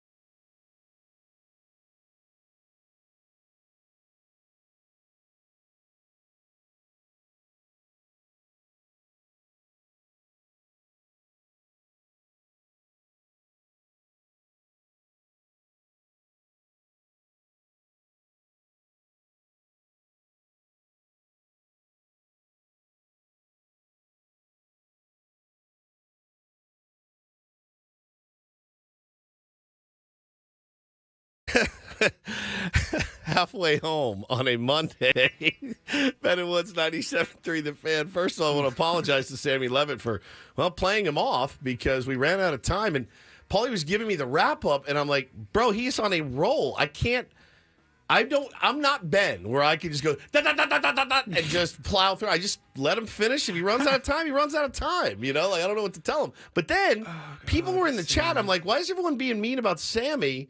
And they were like, Sammy has a lisp, but he doesn't have a lisp. Not that there's anything wrong with having a lisp, but he doesn't have a lisp. No, he doesn't. But he then texted you and said, why did Zoom give me a lisp? Did you put him on some... I didn't do anything. So good. Sammy Levitt joins us this the moment, rise to the occasion, show grit, show fight. They have certainly given you all of that. And it really did. Yeah, somebody said it sounded like he had a retainer in. Yeah. Working on some Invisalign. Oh, which, hey, I did it. I get it.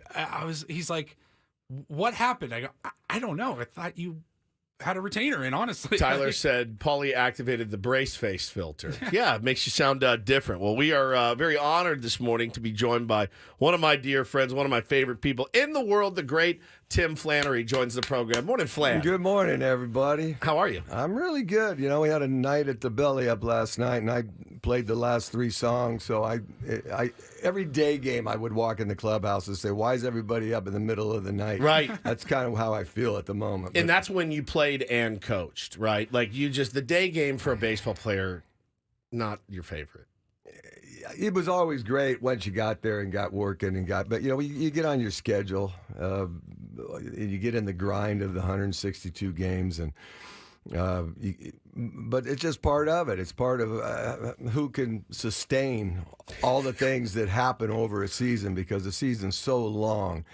And how long is it? You might think, even though I did I did 25 years in the big leagues and managing at every level in the minor leagues.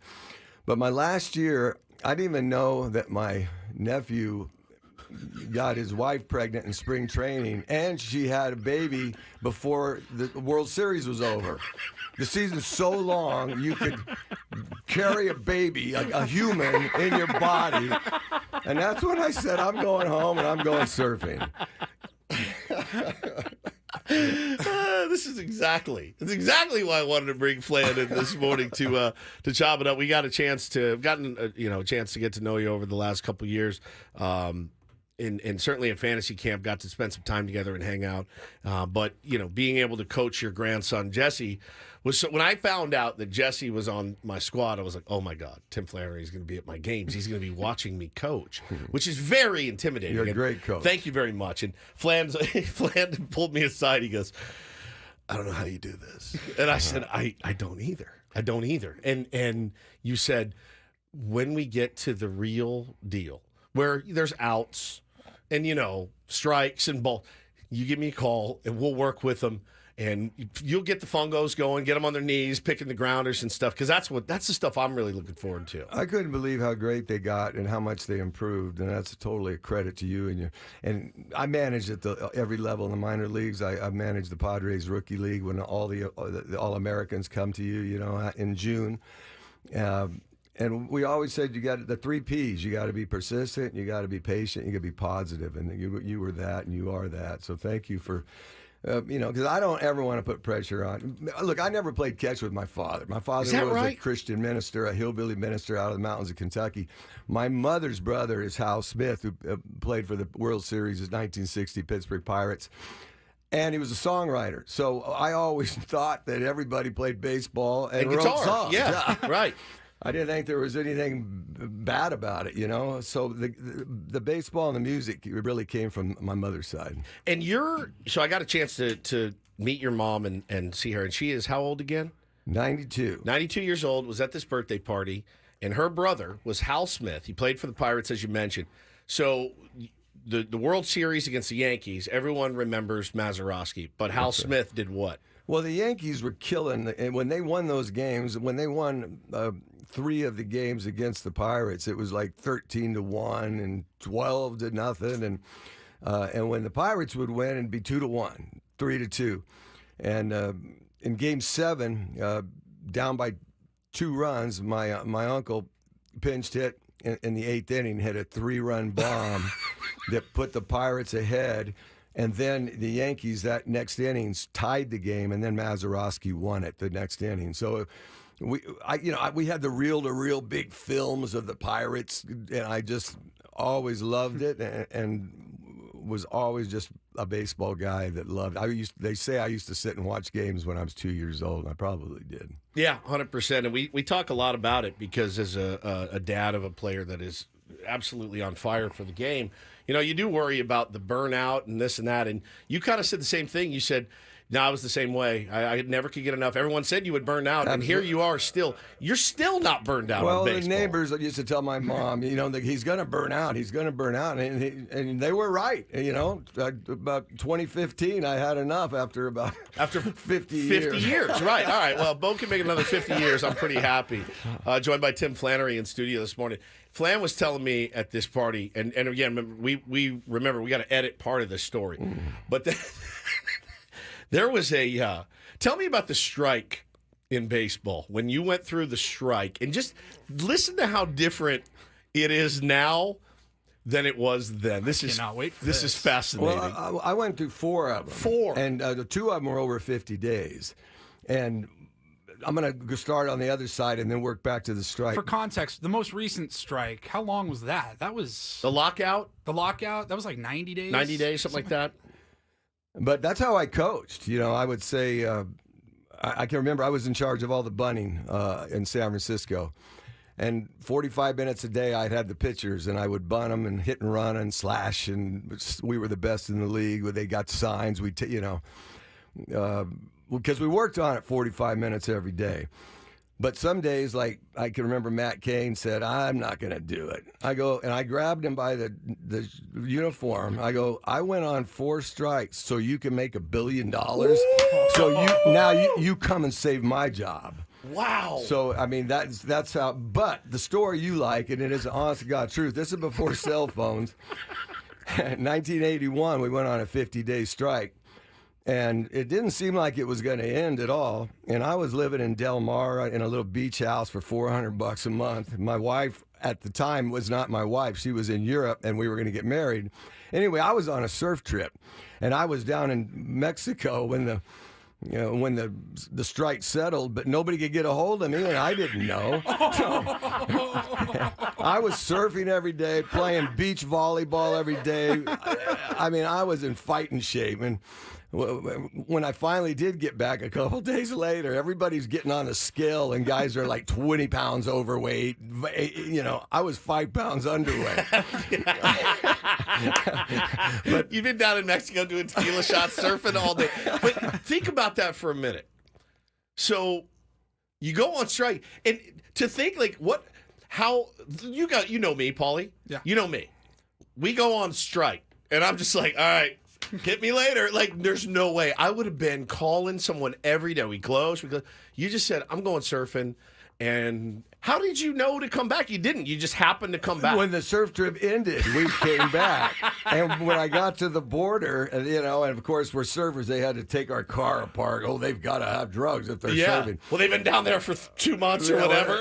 And then they were telling me, hey, the strike's. I go, what? So we got to, we went right to the ballpark. The panic. It's like, how late were you to reporting? 2 days? 2 days. 2 days. Okay. But the funny thing about the whole thing was, not funny really at that time, but I got sent to AAA, and I'm thinking this is great, and I was making big league minimum, which was $32,000. Good God. And this was 1981, and the Padres called me up because they knew there was going to be a 50-day strike. They didn't know it was going to be a 50-day strike, but they knew it was going to be a work stoppage.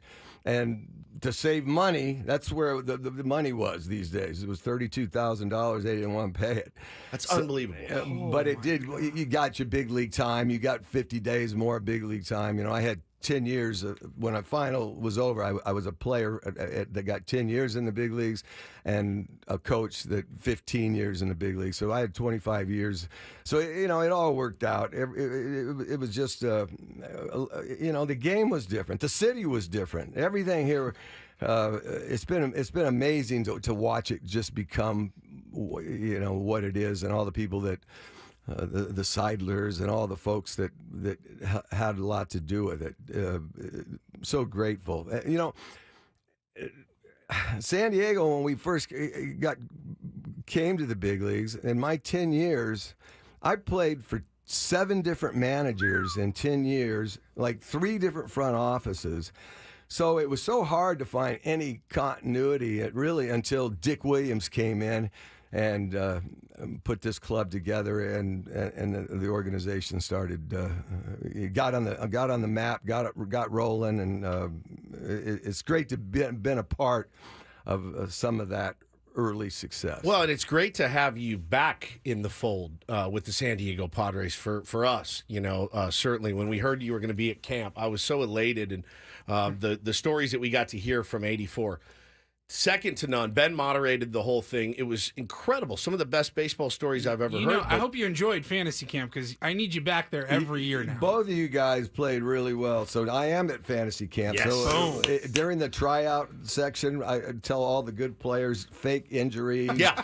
We'll still draft you. You're number 1, but we need you not to get drafted by somebody else. It's been great to see you back in the fold. I've been in town for 14, almost 15 years, and there was a time when it didn't feel like you were, and now that you are, it's great. I mean, and honestly, like bygones are bygones, and you're back doing stuff with the team. And of course, you still have a huge piece of your heart in San Francisco. You got 3 rings there with the San Francisco Giants. Nobody begrudges you that, but it's just great to have you back around the San Diego Padres. I love it. It reminds me of who I am, and what really happens. People think that we just left San Diego. That's not the case. Just because you're with the San Diego Padres, we had different ownerships. We had different front offices. And Sandy Alderson would send a little computer readout every day down to Boach to who's supposed to play that night. Is that right? And then? And Boach would tell the guy that walked in with, he's like 4 feet with glasses. The gopher. Boat says, you take that up to whoever gave it to me and tell him to shove it up his. So, Boach, when he was leaving, and think about that. The guy won 2 division titles, and they let him walk. Yeah. And I'll hear Boach fired me in 2002, and I needed to be fired because I don't pretend well. And we got the ballpark passed in '98 by winning. We had to win to get the ballpark passed with the voting. And then all the lawsuits kept it from happening. So we just had to hang with them, and we were told develop a couple guys, but it's not going to be pretty. Well, I'm not your guy if you're pretending. And it got unhealthy for me, and so Boats, said, hey, you got to go. But it's awful. And then in 2007, I'm walking my dog, and I get this phone call from Boach, and he goes, you got another ride left in you? He goes, they're trying to win up there. And then he sent me the video of Lonesome Dove about the 2 pig farmers retired at home kicking the pigs. And that's where he got me. I said, Done. yeah. And my wife goes, you're going again, aren't you? I go, I got to go one more time. Oh, did you think when you were fired in 2002, you said, did you think that was it? You were done? Yeah. But like I said, I started with that salary at 32, right, thousand, and I played 10 years, and I always played on a 1-year contract until my last couple years, and so you're playing for your life. And anybody that played in the 80s, even if you made money, you can't retire on the money that was made then. Yeah. So I had to eat, and I was raising kids. So I, being the song and dance man, I took my music to another level. But I also started getting in down here with the radio and the TV and learning this business. And this has been over the years. When I went up to San Francisco afterwards, I did 5 years of TV and then 3 years with MLB Network. So. It all works out, I guess, is what they say.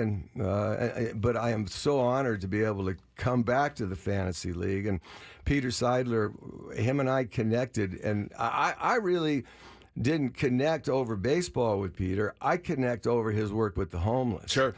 And I wanted to find, is there anything I can do? I hit 9 home runs in the 80s. I can't just write a check. And Peter took me, and we were sitting opening day, and he would ask me questions about the guys, and I'd ask him questions about how to help, So that was how that developed, and then I got invited. To the fantasy league. I love it. It's awesome. I love it. That's awesome. It's great to be a part of it. We got Tim Flannery here. Let's take a quick break. We'll come right back. I want to get some thoughts that you shared with me about Jackson Merrill, one of your favorite Padres, who's going to be an all-star as a rookie, which is just spectacular. Talk about some of the guys that you've helped bring up in this great game of baseball. We'll be right back. It's Ben and Woods on 97.3 The Fan.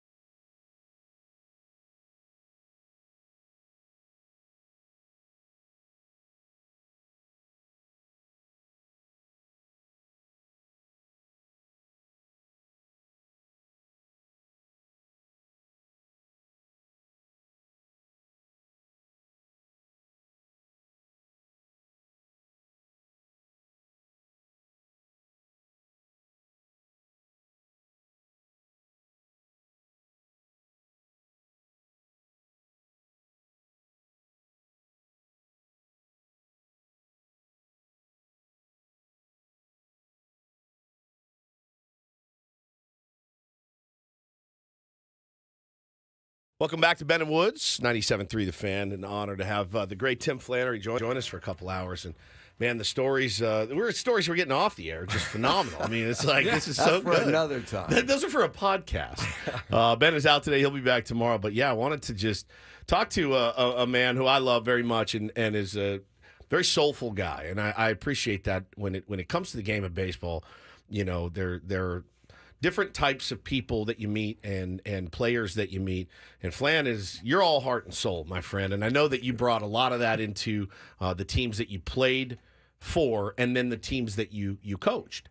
And, you know, the hardest thing about, I would imagine from your perspective, is all the different personalities in one room. It's just got to be insane to try to manage that. And not only manage that together, travel together, be together, then and also win together is just impossible, and that's what a good coaching staff does. And I know you are a huge part of the Giants' successes over the years, and you and Boch and the rest of your crew. But how difficult is that when you get 25, 26 guys trying to all do the same thing? Well, I think Boch was just a genius at it because the way he treats people, and he also remembered how hard the game is to play because it looks so easy from a distance. And everybody out there, including myself, as soon as we got out of the game, we became better.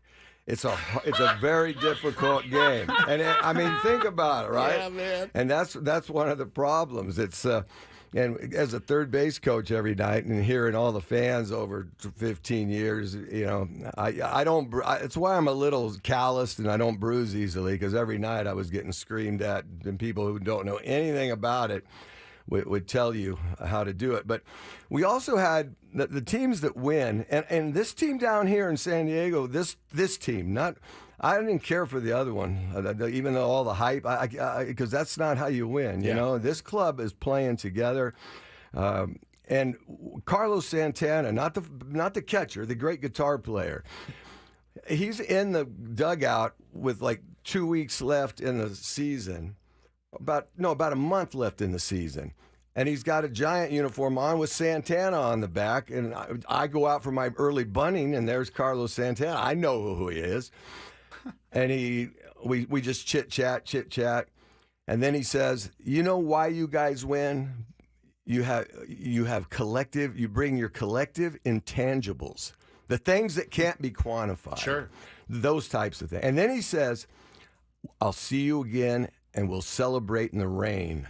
A month later, good God. A month later against the Cardinals, it's pouring down rain in October in San Francisco, and Marco Scudero catches that ball in the rain, and I still get chills going, oh, that's why he has a record called Supernatural. That's wild, man. Wild. Yeah, wow. The intangibles, I like that. And you start to think about the little intangibles that this team has. Jurickson Profar being one of them. Absolutely. The smile, but he's also a stone cold killer. He's such an irritant now. He was getting under the Rangers broadcaster skin. Why? Because he ran too slow around the bases, right? He's got one leg. He's got one leg. He's running around. And listen, he's got 10 years in the game. Yeah. Knows the game. Has seen it all in the game. Is having the best season of his life. Let that man enjoy himself a little bit because he certainly has earned it as well. Yeah, and you know what? If you look at the teams at San Francisco that won, and you look at what was happening up there is guys like Profar, people that they would trade for maybe a veteran who'd been around but never won before, and when they come over, they see what it's all about when you start winning, and Profar's like that, and what he's doing this year has been fantastic. And how do you, anybody that shows up every day mentally, physically, spiritually, and ready to play the game, it's not easy. 162 games in 180 days, it's real easy to make excuses. Not today. But Profar, sometimes you have to go through all that you go through to get to a point where you're playing for everything, playing for all the marbles, and he's that way. And as far as Merrill, I'm just going to tell a quick story. I came to the big leagues when I was 21 years old, too, and it isn't easy because all of a sudden you're facing the guys that you might have posters on your room that you grew up with, and now they're on the mound, and you got to go through all of that. And And even though in the minor leagues I was runner-up for every batting title, and they started pounding me in, and I couldn't make that adjustment. And I even knew it was coming, and I didn't know how to get there because I was more up the middle the other way and in the gaps. For Merrill to come up here, and I watched it because they started pounding him in. We always used to say that the National League's, we call it the hands league because that's where they're throwing the balls on your hands. And then you got to split the plate. You can't cover. Maybe Tony could do it, but not many people can cover. And I could do it up through AAA. You can't cover the whole plate. You got to look away and be able to take in, or you got to look in, like I had to do and cheat a little bit to get to that fastball in, and take the off-speed pitch or take the ball away. And you make those adjustments as you go. He's done it remarkably, and the way he plays, the way he handles himself, those are the guys. Those are the guys that are going to bring you amazing memories when his career's over. You're going to look back, and he's the reason I turn television on every night and watch him. No kidding. Yeah, he's definitely up there for us too, and in our family, Bo loves him obviously. Right. I was just this is Jackson Merrill. Hi, Jackson. Jackson's now going to be an all-star for his first time. What a moment! Way to go. And even what he said after was, yeah, I mean, all right, we lost the game. I'm pretty pissed. I love that. I mean, you love that. Even if it's BS, I don't even care if it's BS. He's allowed to be proud. He's allowed to be excited. He should be excited and proud of himself. But he knows the job's not done yet. The thing I love the most, the adjustments you talk about, because you said, they started pounding me in, so I started cheating. I started cheating a little bit. Well, then once you start to cheat, what do to you? They mix it up on you again. Well, then they go. Then you go the other way. But I like that out there. Yeah. And you have to go through all of that.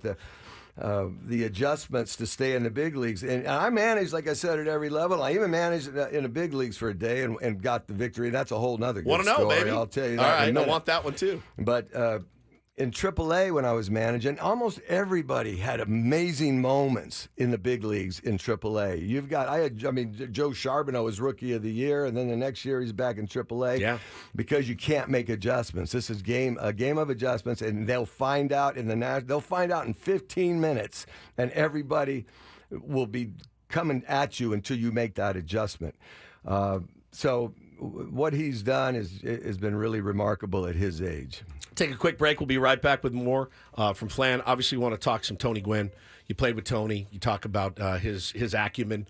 I would like, personally, for fans to stop comparing not comparing, but saying like, well, Tony Gwynn could do it because you played with him. You saw him, how he worked. He's a unicorn. He's Absolutely. 1 in a billion, right? Absolutely. So I want to talk about the work that he put in, how he did it, great Tony Gwynn stories, and more coming up next with Tim Flannery here on The Fan.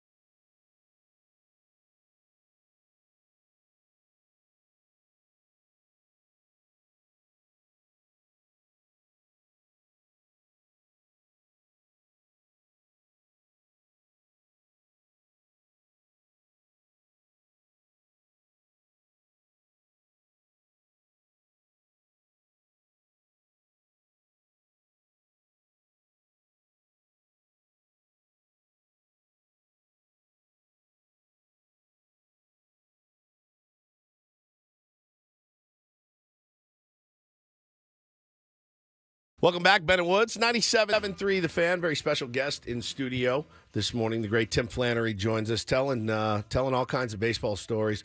We will get right back to them after we do a quick check of traffic. From the 97.3 The Fan Traffic Center, here's Kelly Danick. Traffic is sponsored by Air Max, San Diego's highest-rated heating and air company. Visit them at airmax.com.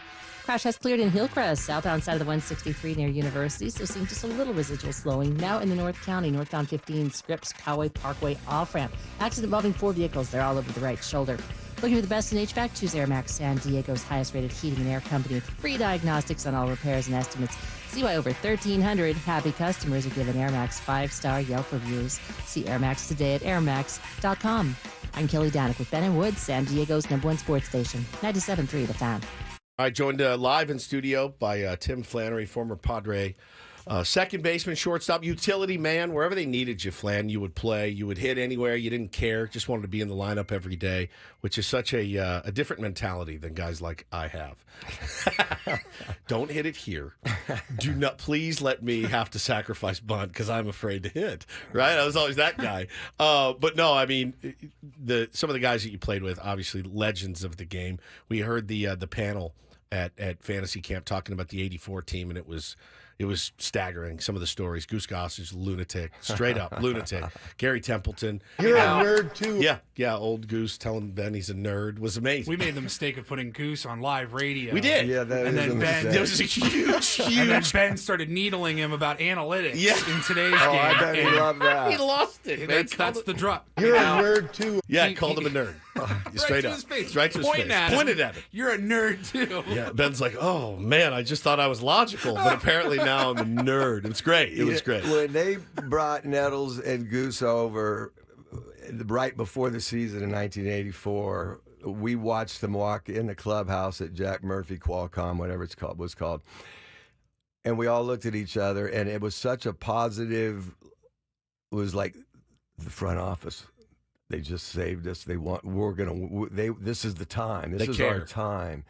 And they were such a huge part of, and Nettles being a guy that I loved with New York, he was living in North County. I would drive every day to and back for the ballpark. He would take me with him, him and Goose out on the road at nighttime after games. Oh, my God. I'll never forget. It was like 2:30 in the morning in New York City, and we come up an alley. They're taking me to Studio 54, and we get out, and it's pitch black in the middle of the night, and there's a line, and one guy they just said, "Mr. Gossage, Mr. Nettles, come on in." Unreal. They taught us a lot, and the stories that you were talking about earlier about Peavy and Trevor came to that fantasy camp to be around that crew, be around our '84 crew. And I heard Peavy telling Trevor, Hoffy, you got to get in here and listen to their stories. These guys, they fought the fans. They were in the stands fighting the fans. They fought other teams. They beat each other up. And then I'd always say, yeah, but Goose and I would go to blows sometimes.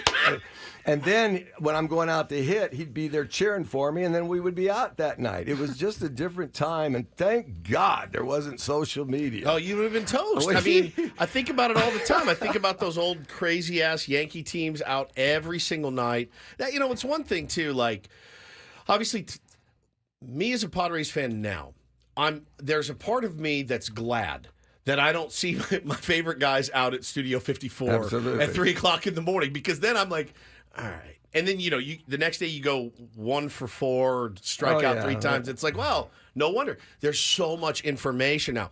Back then, ball players were a bit of a mystery, and you could get away with a lot more. Yes, you sure could. Yeah. And even before that, I hear stories that my uncle told me about Mickey Mantle. He played with Mickey Mantle, and during the trains, when they were traveling on trains, Yeah. I tell you, we'd talk like the old coaches in San Francisco, because we were the old coaches, Right. and Wotus would go, I tell you, back in the day when we took the train. So the train's ready to leave, and Mickey shows up right when the train's leaving, about 1, 2 in the morning, and he had a couple girls with him. And they said, Mick, you know the rules. There's no women on these trains. And Mickey goes, okay, good luck in Cleveland then. Oh my God! And they okay, Mick, come on. Oh my God! Good luck in Cleveland. Yeah. It's unbelievable. I mean, it's so good. But if that came out about my favorite player now, Right. I would hate it. It would be a huge Absolutely. scandal. We'd be wearing it on Twitter and everything else. But oh my God, what a different, what a bygone era. Let's talk about Tony Gwynn, somebody that you played with, and obviously he's one of those guys where every day, if you're on social media or whatever, you always see, whether it's Instagram, whether it's Twitter, doesn't matter where it is, you see some thing pop up, and it's Tony Gwynn's face, and it's Tony Gwynn only struck out 3 times in 14 years or something against this pitcher. And every day there's this new stat that I see, and I went, it just blows my mind. I know how hard hitting is. I have no idea how hard it is to hit at that level, and against the pitchers that he did it against and the pitchers that you did it against. But my God, did he make it look easy? He worked at it. He worked at it harder than anybody. And, of course, the story, and it's true that he brought the video in. He brought the first-time videos were in. And I'll tell you, to this day, he's probably the only guy that knows what they're looking for when they're looking at the video instead of just staring at it with, glazed over eyes. Because you're supposed to now. Yeah, right. He knew exactly what he was doing. And he, even if he had 4 hits the night before, he had an early hitting every day at 4 o'clock. And it was just... And selfishly, my best year when I got to play every day, I was a utility guy, but when I did play every day a couple of years, I had my best years because I led off and Tony hit second. And when the count would go 1-0, I'd see the manager sprint to the mound. I knew exactly what he was saying. Don't walk this guy. Tony's coming up. So I'd get a pitch to hit. But just the way he was my locker mate next to me. And you know that game you always played before the season against San Diego State, the last game after spring training? Tony, when he was at San Diego State, went 5 for 5 off of our big league pitchers. It's unreal. And I remember Dick Williams said, that kid over there, I don't know, I'm just telling you, when he gets to the big leagues, he's never going to be taken out of the lineup ever. And then Tony came up and I had 10 years sitting next to him in a locker, and I turned him on to his bat, his B267, 33 and a half inches, 32 ounces that I used. It was a B267, a nice barrel. And Tony used that his whole career as well. Here comes this kid. And, you'd seen him a little bit. Obviously, you'd heard about him and knew what he was capable of. And he's your locker mate. You got 10 years in the big leagues. It's very similar to what's going on right now, I think, in the Petco Park. Jackson Merrill, Jurickson Profar did an in-game interview yesterday, which I hate, by the way, in the middle of the inning.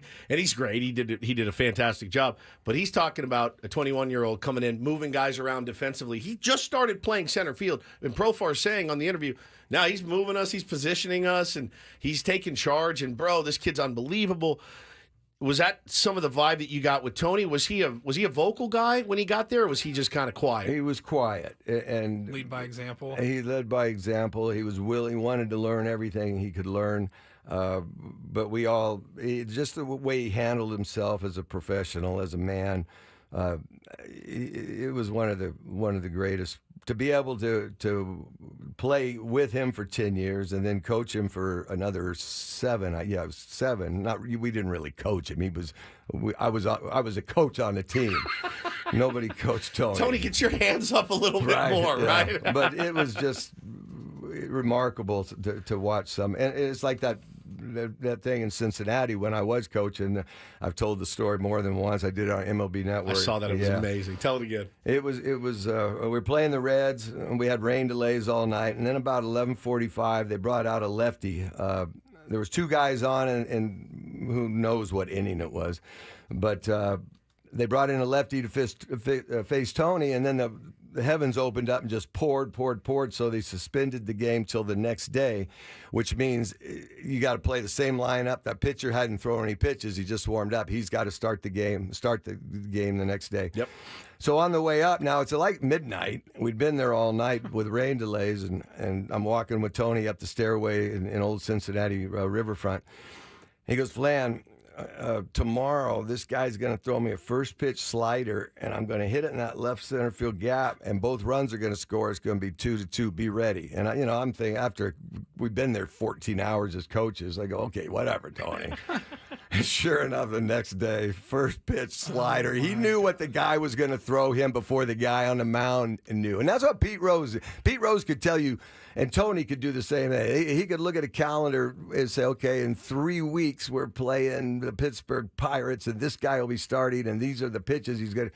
They're just geniuses, and they're all in on it. It's why it's why it makes me insane because of the comparison. Not compare like they compare Luis Ariz. He's one of the more similar guys to. That doesn't make me mad at all because he does have that ability.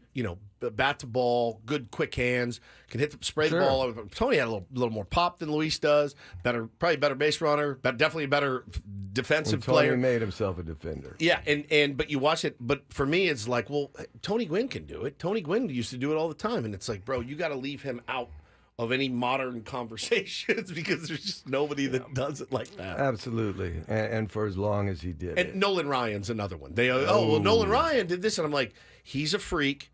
He's a unicorn. He worked his ass off, but he was also one of a billion. You know what I mean? I've faced Nolan Ryan 71 times, more than any pitcher I've ever faced. I faced him 71 times. You had success, didn't you?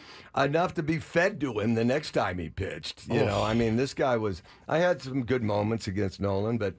But nobody would play. I could watch if it was like 2 days before there was a catcher up in San Francisco, and Timmy Lincecum's throwing a bullpen, so I kind of got back, and so I wanted to see what Timmy was throwing and what it looked like. You got in there. And I'm walking away, and the catcher goes, "Hey, Flan, did you ever face any nasty guys like Timmy?" I go, "Yeah, I faced Nolan Ryan 71 times." He goes, "Well, how come?" I go, "Well, I played 10 years in the big leagues, and everybody would get sick. They'd get this virus called Ryanitis." And to this day, that kid still thinks that there's a real virus going. He might. Of course he does. He's looking for a vaccine for it. So Ryan's on the bump the next day. All of a sudden, my knee's a little swollen. My back's a little stiff. It would start if he's pitching on Sunday. On Friday, you'd hear guys coughing. And I knew that I'm a left-handed hitter. I got to do it. And then when I was leading off, Nolan, my last couple of years, he would gets the ball, and the game's about to start. He's rubbing the ball, and he walks down, and he's playing like he's checking the grass right by the plate, and he's looking right at you like, you better not bunt. And so after about the third or fourth time he did, I just looked at him. I said, "Hey, Mr. Ryan, I ain't going to bunt." I'm not bunting. Speaking of grass, it's not that grass. You told me a story because, obviously being a part of 3 championship teams with the Giants, and you had some characters. You were just talking about Timmy Lincecum. You had Buster Posey, but one of the biggest characters, literally and figuratively, it was Pablo Sandoval. Absolutely. I mean, a guy that could absolutely rake, a portlier fellow, not really fleet of foot, but could pick it, had a good arm, the whole thing. And you were telling us, tell me about that story, what you had the groundskeepers do out in San Francisco. Well, first of all, the thing I liked about San Francisco, you'd see the best outfielders' arms, and they would be blowing on their hands and hands in their pocket, and they would be moving back a little bit. And it was just the way the game was up there. I remember Mike Quaddy, when he was managing the Cubs, he said it best. He told the Cubs, he goes, "We're going to San Francisco. It's going to be cold. It's going to be windy. It's going to be 2-1. Yeah. And that's the way it was. So, I mean, but Pablo, he, of course, he wasn't running very well, especially at the end. And I don't even think, and I said this on MLB Network, and one of the guys went and did all his analytics and came back and said, "You're right." And I go, "Well, how about that?" Yeah, imagine that. I just watched it. He couldn't go first to third or second to home very often. So I had the grounds crew to grow the grass out, and I deflated the football. Oh my God! I had it. It was a little thicker out there, just so we could get some of these guys around the bases. And the grounds crew got 3 World Series shares. Bro, that is. Those are the. You want to talk about winning the margins, winning the inch. You grow out the grass a little bit longer so that Buster Posey knock checks up a little bit instead of skips right to the center fielder. He checks up on him a little bit, and it slows the ball down. Pablo Sandoval can score one extra run a week, whatever it may be. Those are the inches, the margins. That's the most fascinating stuff for me about the game of baseball. The fact that you had to think about that, thought about that, and then had them execute it was amazing. It's amazing. I loved it. We got a couple minutes left before we got to go to break again. But when we come back, I want to talk to you about the art of third base coaching third base. Absolutely. And the work that goes into it that, again, the moron layman like myself will just watch the game and go, idiot. Oh, why would you send him? He was out by 10 feet. The calculations that go into very, very rarely is it willy-nilly. I mean, there's a lot of work that goes into it. I want to talk about Tim Leeper. We talked about him. He's the Padres third base coach. We've talked about it on the show. Like when Flan was out there at fantasy camp back in January, talking to us about how simple it was to coach third base for him. The simplicity behind it, it blew our minds. Well, because he had to dumb it down for dumb ball players after a while. Like you're like, oh, MLB players and coaches, they wouldn't use belt for bunt. No, they would. Flan would, and he had to. And we had, and look, everybody had video cameras on every third base coach. This thing, first of all, about the trash cans. Look, if the hitter can hear somebody banging on a trash can, the catcher probably can hear it. A coach should hear it. They finally caught on. But it's like you've got to we always knew that, look, when Glenn Hoffman was down here coaching third, and I love the Hoffmans. I grew up with them. They're the best. My wife of 43 years dated Glenn on Fridays in high school and me on Saturdays. We went to different high schools. That's my favorite. And then when he became a number one pick, he got his bat contract. And I found that bat in Donna's closet. Hold this story. Stay right here. We got to go to break. I'm talking till 2 o'clock in the afternoon. It's fine. Today. Absolutely fine. These dumb breaks we have to do. We'll be right back. So sorry. Be right back. Ben and Woods, 97.3 The Fan.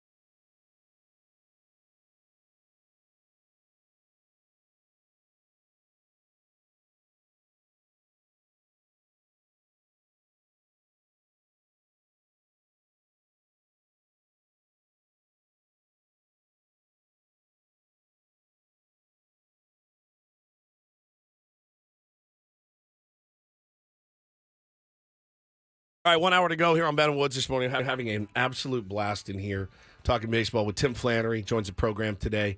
With Ben being out, he'll be back tomorrow. I could do this, honestly, for another couple hours easily. It's so much fun.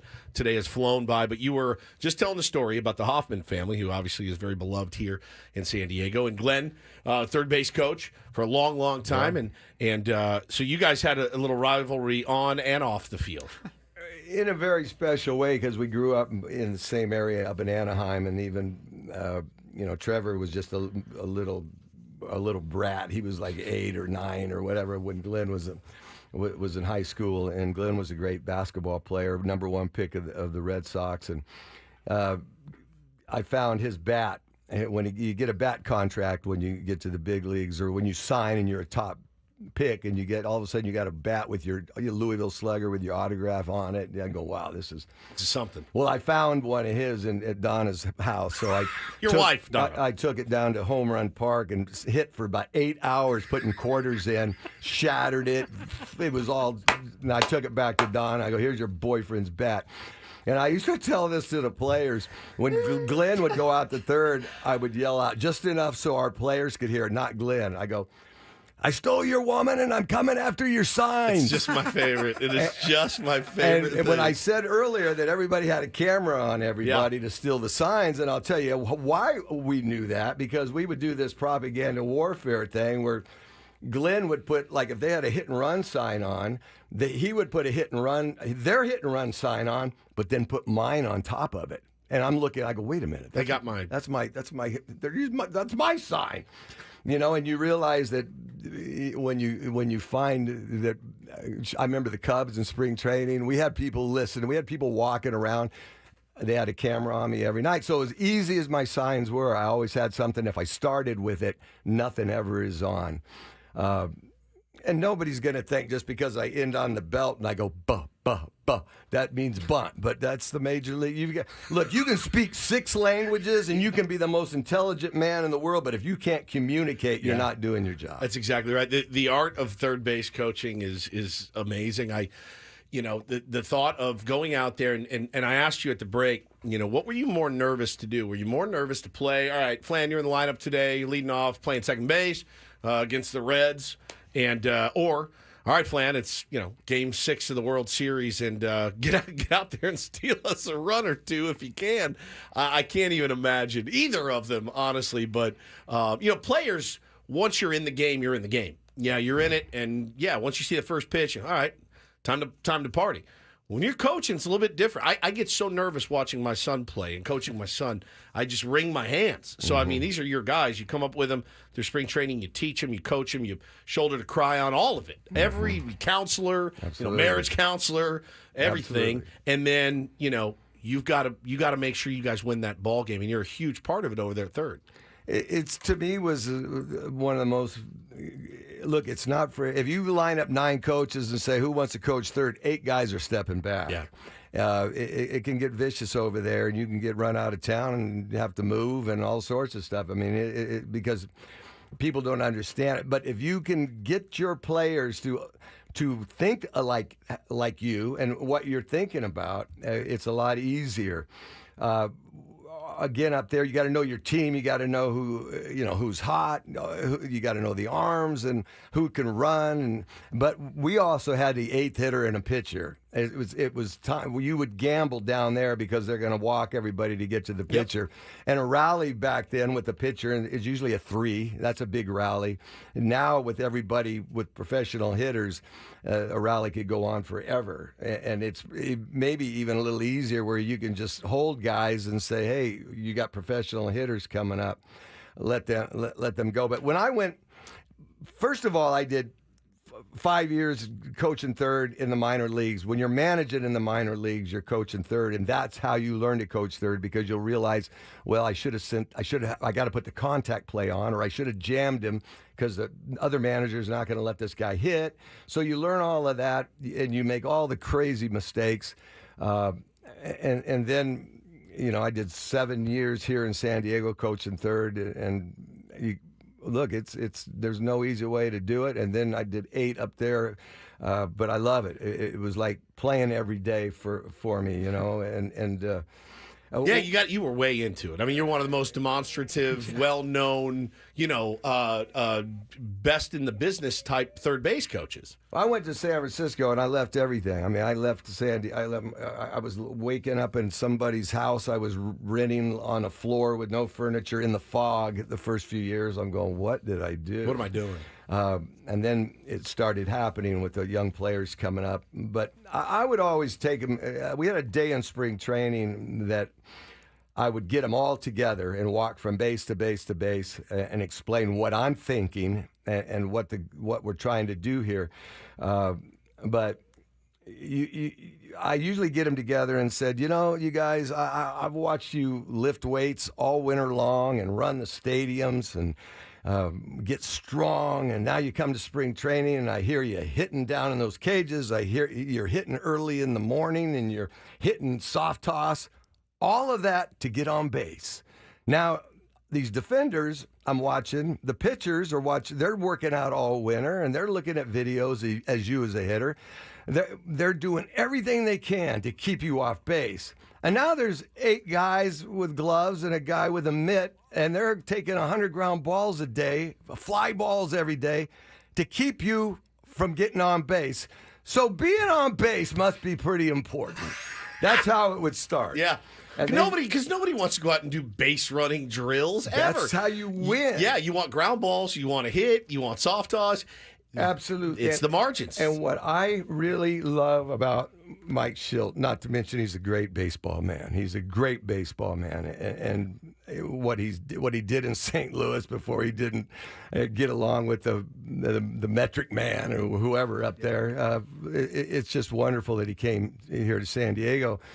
But what he did this year at spring training, because you can see it, even though they might be bunting sometimes on their own at the wrong time when you want them to hit, you can teach that later, because he addressed situational hitting. He addressed it every time you come up.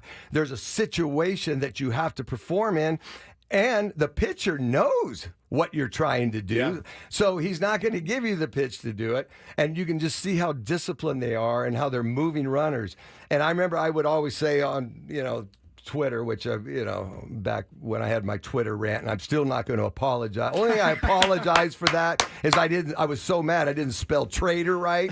And, somebody got you for it. Yeah. But I was just learning about the internet. That's a whole nother joke. We have a he little. He just got an iPhone, by the way. He had a flip phone like 6 weeks ago. I was Josie Wells of the flip phone. Yeah, 100%. I texted you yesterday and it lit up blue. Yeah, instead of green. He got himself an iPhone. But I wasn't going to apologize anymore for getting fired, getting run out of town, and winning 3 world championships. And that was what my point was. But. You know what Mike is doing here is just fantastic. Do you know Schulte at all? We know each other. I didn't ever worked with him. I was in different dugouts. Sure. But he's got him believing, and the players, once they see it, they all become now one tangible thing that they know how to move runners. They know how to get guys in. And now this is really weird because I believe the game is so sacred. I believe in, and you'll hear me say it and people don't want to hear it, but I said it in an all-star game when Heath Bell came running in Arizona and did a pop-up slide. Yeah. I didn't know I said it out loud. I just said there's 2 kinds of players. The humble one and the one about to become that. And Joey Votto turns around, looks at me, goes, "Where did you learn that?" And I took my hat off. I go, "Hey, bro, I didn't just show up looking like this. I earned this." Yeah. I mean, and this team is fun to watch, and I think because they are one unit, and that's how you win.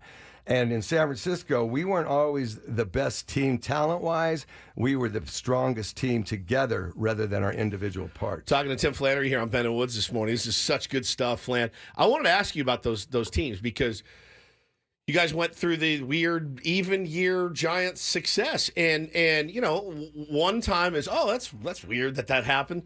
Twice, 3 times is wild. It's wild. So when you guys were going through that, I mean, you won it in 10, Didn't make the playoffs in 11. Is that right? Yeah. Walk us through the what you guys were feeling. Like the World Series hangover clearly is a real thing for you guys. How did you start those next seasons on those even years? You're like, oh, last year was rough, but it's an even year. There would always be so much hoopla, and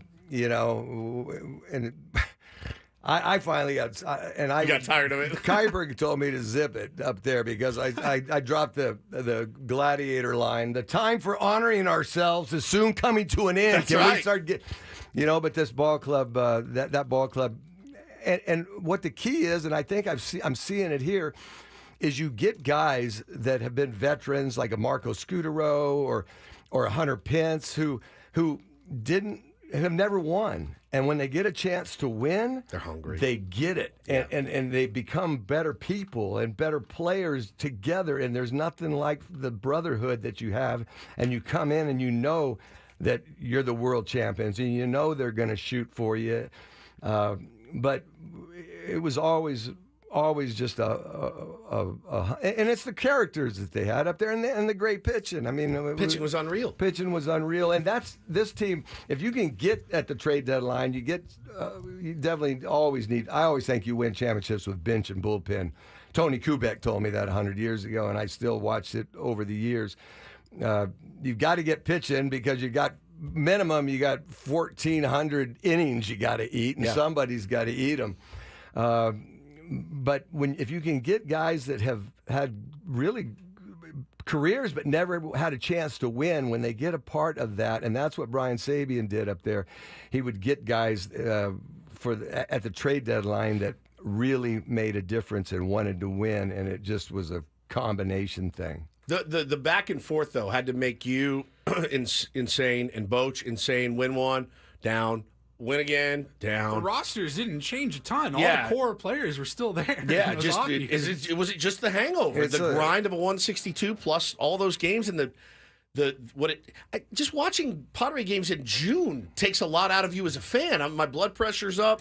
I'm pacing the house. I'm snacking like crazy because this team's making me insane.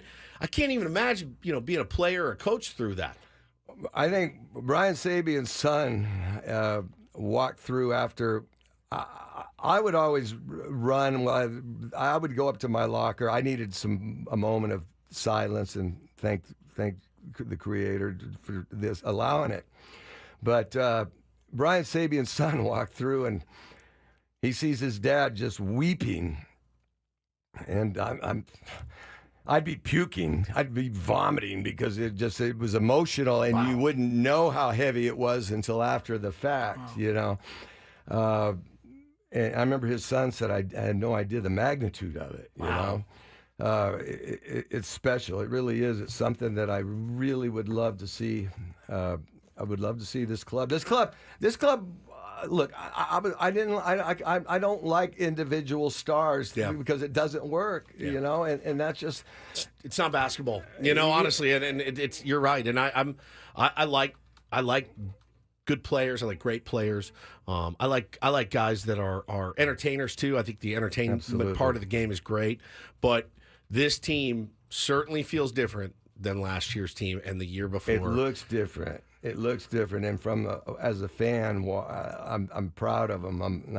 And Schilt and the coaches, the staff, and Timmy Leeper's a good third base coach. He was a great first base coach for a lot of years, and went over there, and he's doing, and you've got to make decisions. And when I went to San Francisco, I said, I'm going there to win or go home. I'm not going to live on a guy's floor in the fog if we're not, So I was making decisions I thought it was chancy at times, but look, anybody, and I remember the first month I was there, one of the owners, Peter McGowan, rest in peace, he was a beautiful man, but we were at a banquet, and I went to the bathroom. He goes, well, you got another guy thrown out today. Oh, no. And I had a couple glasses of wine at the time when I was drinking. Thank God I've stopped that. But I earned it. And I looked at him. I go, Peter, if you wanted safety first, you should have hired a school crossing guard. Oh my God, man! I can't even imagine. And Timmy Leeper made and you're going to make the right decision and still get booed out of the ballparks and things like that. But when you know you've made the right decision, and I would make my decisions on if I could sleep. I want to be able to sleep that at night. And Leap made one in L.A. that I would have sent him because there was the left outfielder's arm was like a 40, which is below average. Shortstop made a great pick, made a perfect throw. Yeah. You also got the runner. Anytime the ball's down the left field line, you got a runner running in the baseline, so you got to bring that into it. So once in a while, you got to tip your hat to the guys that made a great cutoff play, but you're not guaranteed just because you hold guys at third that they're going to score. 100%. I mean, I tend to kind of err on the side of aggression, too. Be aggressive, make them make plays. Tim Flannery joins us. We'll take a quick break. We'll come right back. Got about 45 minutes left. I can't get enough stories. Who knows what direction this will take next, but stay right here. It's 97.3 The Fan.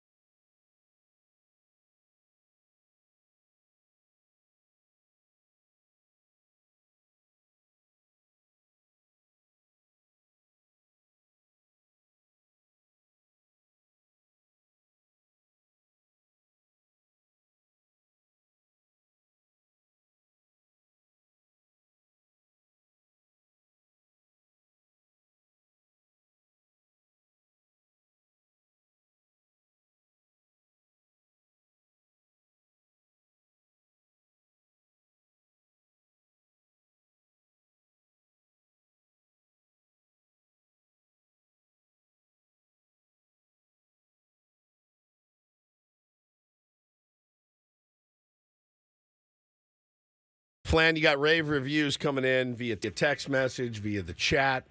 You really knocked it out of the park with these stories today. We're joined by Tim Flannery here. I want to do at the bottom of the hour, final segment. Let's do a little Q&A. A little Q&A action. We had a few questions. If you're in the YouTube chat, fire drop away. some questions. We got a post up on X as well. Leave your questions for Flan. We were talking about earlier off the air bunting, and I've you lean into a bit after a while. So anytime a Padre bunts and it's successful, my Twitter blows up. How'd you like that bunt, Woodsy? And I'm like, look, man, I'm not, again, for the record, I'm not against the bunt. I'm against my 3-hole hitter chasing 1 run in the 5th when he's scorching hot, but that's the way he plays the game, and I understand that. And that's that mentality that they're working on, and they want to do it so bad to help the team, absolutely. Right? Which inherently is a great thing. Tell everybody the story of the Giants about Bruce Bochy screaming at you, thinking that you're putting these bunts on. Yeah, in 2012, I mean, the pitching we had, and I used that quote earlier that Quaddy said, we're going to San Francisco, it's going to be cold, windy, it's going to be 2-1. Yeah. And early in the game in Colorado, Scutero sacrifice bunt in like the second inning, and Boach is screaming at me, and this has happened now like 5 straight days. I go, I'm not putting it on. And then I told him, I go, I just let you know, they had a team meeting without you, Boach. It's unreal. And they decided that they want the pitchers to have a 1-run lead because of the amazing pitching that the Giants had. So let me get this, just to get on the record. Bruce Bochy, one of the greatest managers of all time, was not a big fan of it's situational. There's a time and place for the sacrifice bunt. When he's watching his guys go up on their own and lay one down, the guys actually came together without Bruce Bochy in the room and looked around and said, hey, we need to bunt more. We need to get a lead. Let's get a lead. And let these cats go out and pitch with it, even if it's a 1-run. Why didn't those guys think, well, we're pretty good. Let's let them pitch with a 4-run lead by not giving away outs in the 4th inning or second inning. In Colorado. But I just said, hey, that's something you got to worry about, Boach. I don't know. I mean, these guys are bunting. I'm not telling them this. I mean, they had a meeting without you, and this is what they want to do. That's unreal. And Boach has always been that player's manager. He'll let the guy, give him enough rope until he has to stop it. But it worked out. That's so funny. How much? I know it's different. It was different when you coached, and certainly different when you played.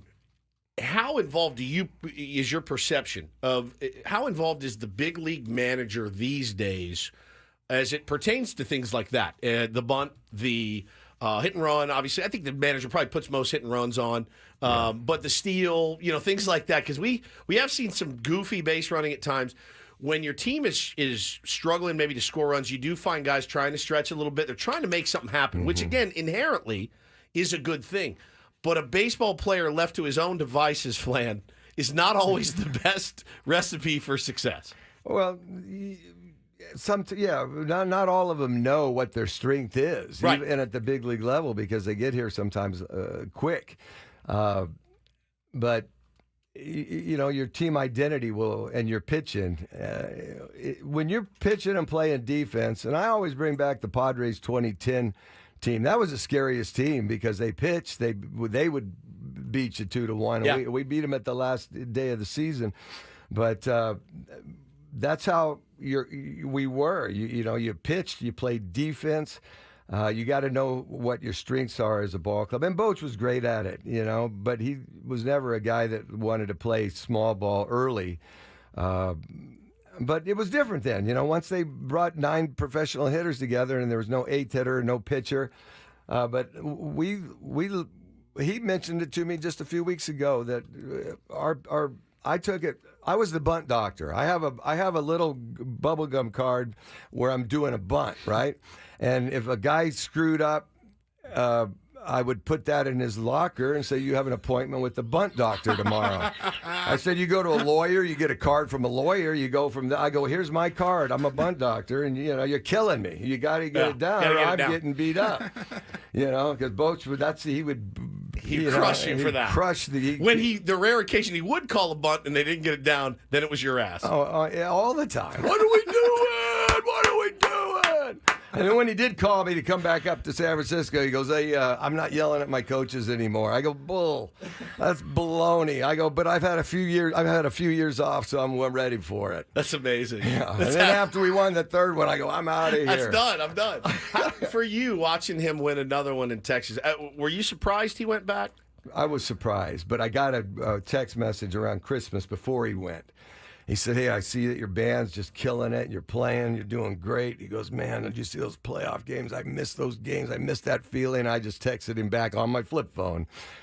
"I'm very fine coaching from the couch, and I am not coming to Texas." That's amazing. And then when I came to Fantasy League, he even knew I was coming over to do Fantasy League. I get a text. He goes, "If I knew you wanted to work, I'd brought you to Texas." I go, I got 5 days in me, and that is it, folks. Do you think, would he have asked you if you didn't reach out ahead of time saying, "I'm not doing it"? Would he have tried to get you to go out to Texas? Well, I knew the text messages were that. That was the opening. That's what that was. That was the opening. That's how we did it the last time as well, too, you know. Now, all right. But think about this. The guy that fired me he could only bring one coach, and the ownership up there now tells me, they go, he said he has to have you. And I go, isn't it crazy? But that was our relationship. Yeah. You know, I played with him for 5 years, and we were running mates, off the field before social media. Yeah, of course. And Boach was just wonderful, and he was a great catcher. Everybody wanted to pitch to him, and you just see all the managers. And he has the great knack of the bullpen. You saw that he had the worst bullpen in the league. And then when you you give him a day, they were terrible. But when you give him a day off because of media in the playoffs and World Series, he plugs in a starter. He plugs in a couple of that. He's genius at that. They were horrid. And I said, they have some good players. They got some good young players that have had a lot of energy. Their bullpen is atrocious, and I don't think they're going to go very far. Right. Look at them now. And then once they gave him those extra days off. And you get that fifth starter, then becomes, And that's what they did. We had Lincecum coming out of the bullpen in San Francisco. You had, Kane a couple times. Zito pitched in 2012 out of the bullpen those last few games. When, that's... That's just for managing. You only get good at coaching third by coaching third. I told these guys at the break, I did it 20 years, 5 in the minor leagues and 15 in the big leagues. The San Francisco people saw me the last, you're the best third base coach ever. I go, yeah, you should have seen me the first 15 years because there's no way somebody can tell you. I mean, I had great teachers, Jimmy Williams, Joey Malfitano, Jimmy Davenport would take me out on positioning, and I just loved it. I loved it. But, there's nights that perfect example was we had Pablo on first base, Buster on first base, nobody out in San Francisco. Pablo hits a ball, left center field gap. That's usually a no-brainer. I send Buster with nobody out. He gets thrown out at the plate. Perfect relay. Bum loses 2-0. I went out on television and told the whole world that I lost the game. Terrible mistake on my part. And the players saw it, and they saw what I had to go through. It was a birthday night for me or for my daughter, and I couldn't even take them out in San Francisco because people at that time would have killed you after that. When we first went up there, they were yelling, "Go back to San Diego!" Oh, God. And then when we would come to San Diego, "You guys are traitors!" So we had nowhere to go. So it took a while for us to win them over up there. But yeah, it's a crazy, beautiful game. It sure is, man. All right, we got one more segment with Flan coming up next. We'll do some Q&A with Flan, certainly. But now, call now for a pair of tickets to John Fogerty at the Rady Shell, September 4th. Tickets on sale at Ticketmaster.com. Call 833-288-0973. We'll give them to the fourth caller here on Ben and Woods this morning. 833-288-0973 if you want a pair of tickets to go see John Fogerty. I bet you're a Fogerty fan. Yeah, I do. You can't look at him more than a second and a half, and that's true. He's those bizarre, freaky artists. Yeah. My pedal steel player, Doug Pettibone's a rock star and plays with all these guys. He goes, he only allows you to look at him for one of those. He's like Ben. Yeah. He's just like Ben. Do not look the artist in the eye. Yeah, just a second and a half. Second and a half. and then you got to look away.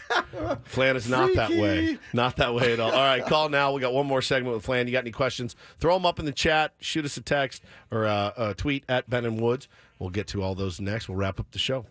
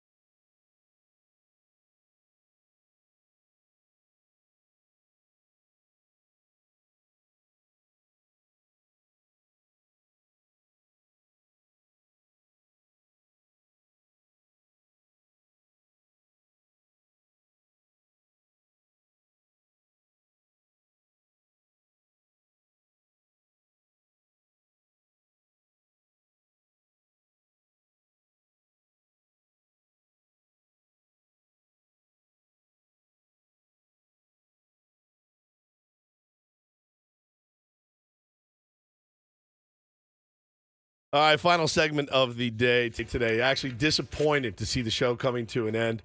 We'll be back with a little Q&A with Tim Flannery right after this quick check of traffic. From the 97.3 The Fan Traffic Center, here's Kelly Danick. Hasn't been too bad of a ride this morning. We do have reports, however, of some debris in middle lanes on South 5 Coastline just before Birmingham. I'm Kelly Danick with Ben and Woods, San Diego's #1 sports station, 97.3 The Fan. All right, so last segment, Flan, we got a couple questions rolling in. A lot of people just wanted to express their appreciation for you and let you know what a great job you did today. I've certainly had a blast talking to you, as I always do. I always feel bad. My wife makes fun of me because if I see Flan somewhere, I just beeline towards him. I know, and the other day at the party, she thought that, I go, no, I was telling her my daughter went to extremes because she can't just throw a party. My daughter's got to have the best party of all time. That was really something else for and a 4-year-old. me and you were talking, and she thought that you were no one can wear me out talking the game of baseball or having a good soul like yourself. I walked in and I went, oh, cool, a 4-year-old's birthday party, right? And I said, oh, there's Flan, and I just beeline. I sat right next to him. I was like, all right, let's fire it up. Let's go. What are we talking about? Yeah. So good, man.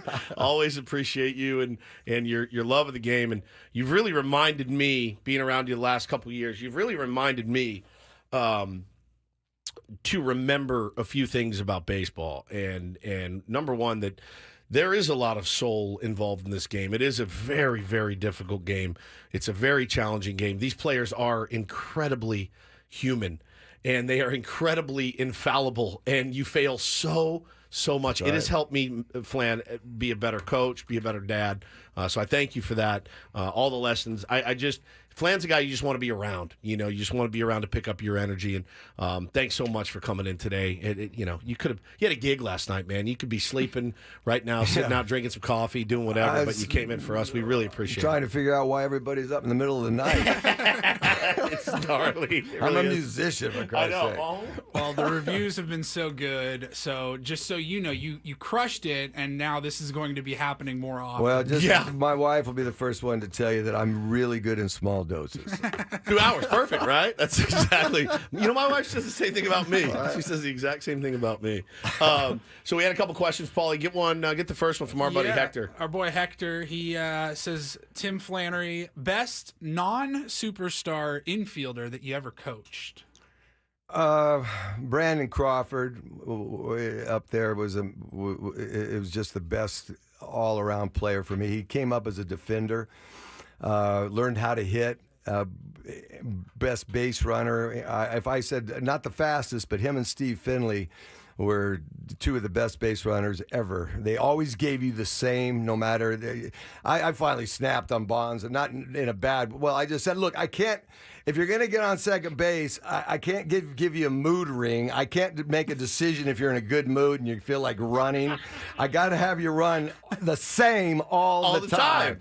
And they always did that. That's amazing. Watching Brandon Crawford play shortstop is staggering. I've watched a couple of videos of him out at spring training. I'm pretty sure you were the one hitting him fungos, but he's messing around, having fun, going between his legs, behind his back. He just was ungodly good.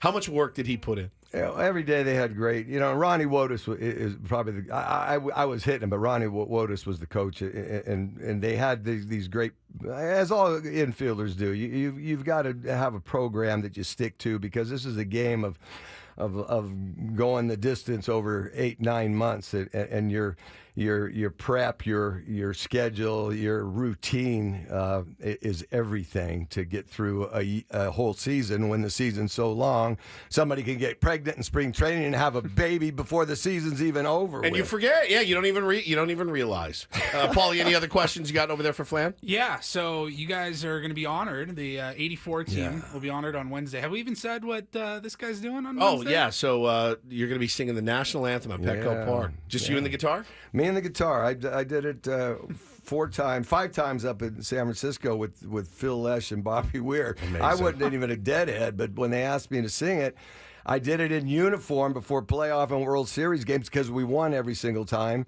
And then I'd go coach third, and I knew the other club. I was right next to St. Louis line because they all lined up on the line, and I hear I'm singing with Weir and Lesh the anthem, and then I'd go coach third, and I can just hear these guys saying, well, that's a different type of third base coach. We don't have a third base coach that does that. Yeah. but I did it a couple times solo as well. It's it's as my mom used to say. When I was Bo, your son's age, I used to call it the baseball song. It's actually a country song. Yeah, that's exactly right. Well, speaking of '84, Adam in our YouTube chat asks, the infamous brawl in Atlanta in 1984, was that a big catalyst that jump-started your run to the playoffs? Absolutely. We were 6 games up with 6 weeks left. We knew that Perez hit Alan Wiggins with the first pitch on purpose. We thought it was more intimidation to try to, because they were chasing us. And that was a day that, and a fight. It's crazy. I still am a little sore, but sometimes when you wake up from what happened, I mean, we all got beat up. Bavak was in the stands beating up the season ticket holders. It was the best. I mean, it was the craziest day, and it was like 3 times. And I mean, they always show it to the visiting players in Atlanta to this day. Yeah. And when the Giants came in there and they saw what was going on and they were watching this video, they go, after about the 6th, 7th time they go, didn't anybody give any warnings? Right. I go, yeah. We yelled out, look out! The craziest part of that to me is the fact that who was the Atlanta skipper at the time? Torre. Was it Joe Torre? Joe Torre. How much did they hate Pascual Perez that they sent him to the plate 4 times?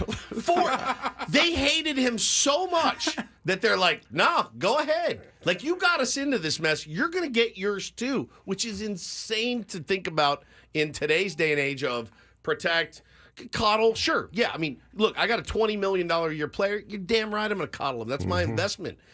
Back then, it was like, no, bro, you hit Wiggins, you're going to get yours. They left him in the game to get dotted. And we couldn't get him. Couldn't get him. And then Lefferts got him. And then it was just 3 times, 4 times the bench is empty. They didn't finish the game until they took everybody back up into the old Atlanta clubhouse.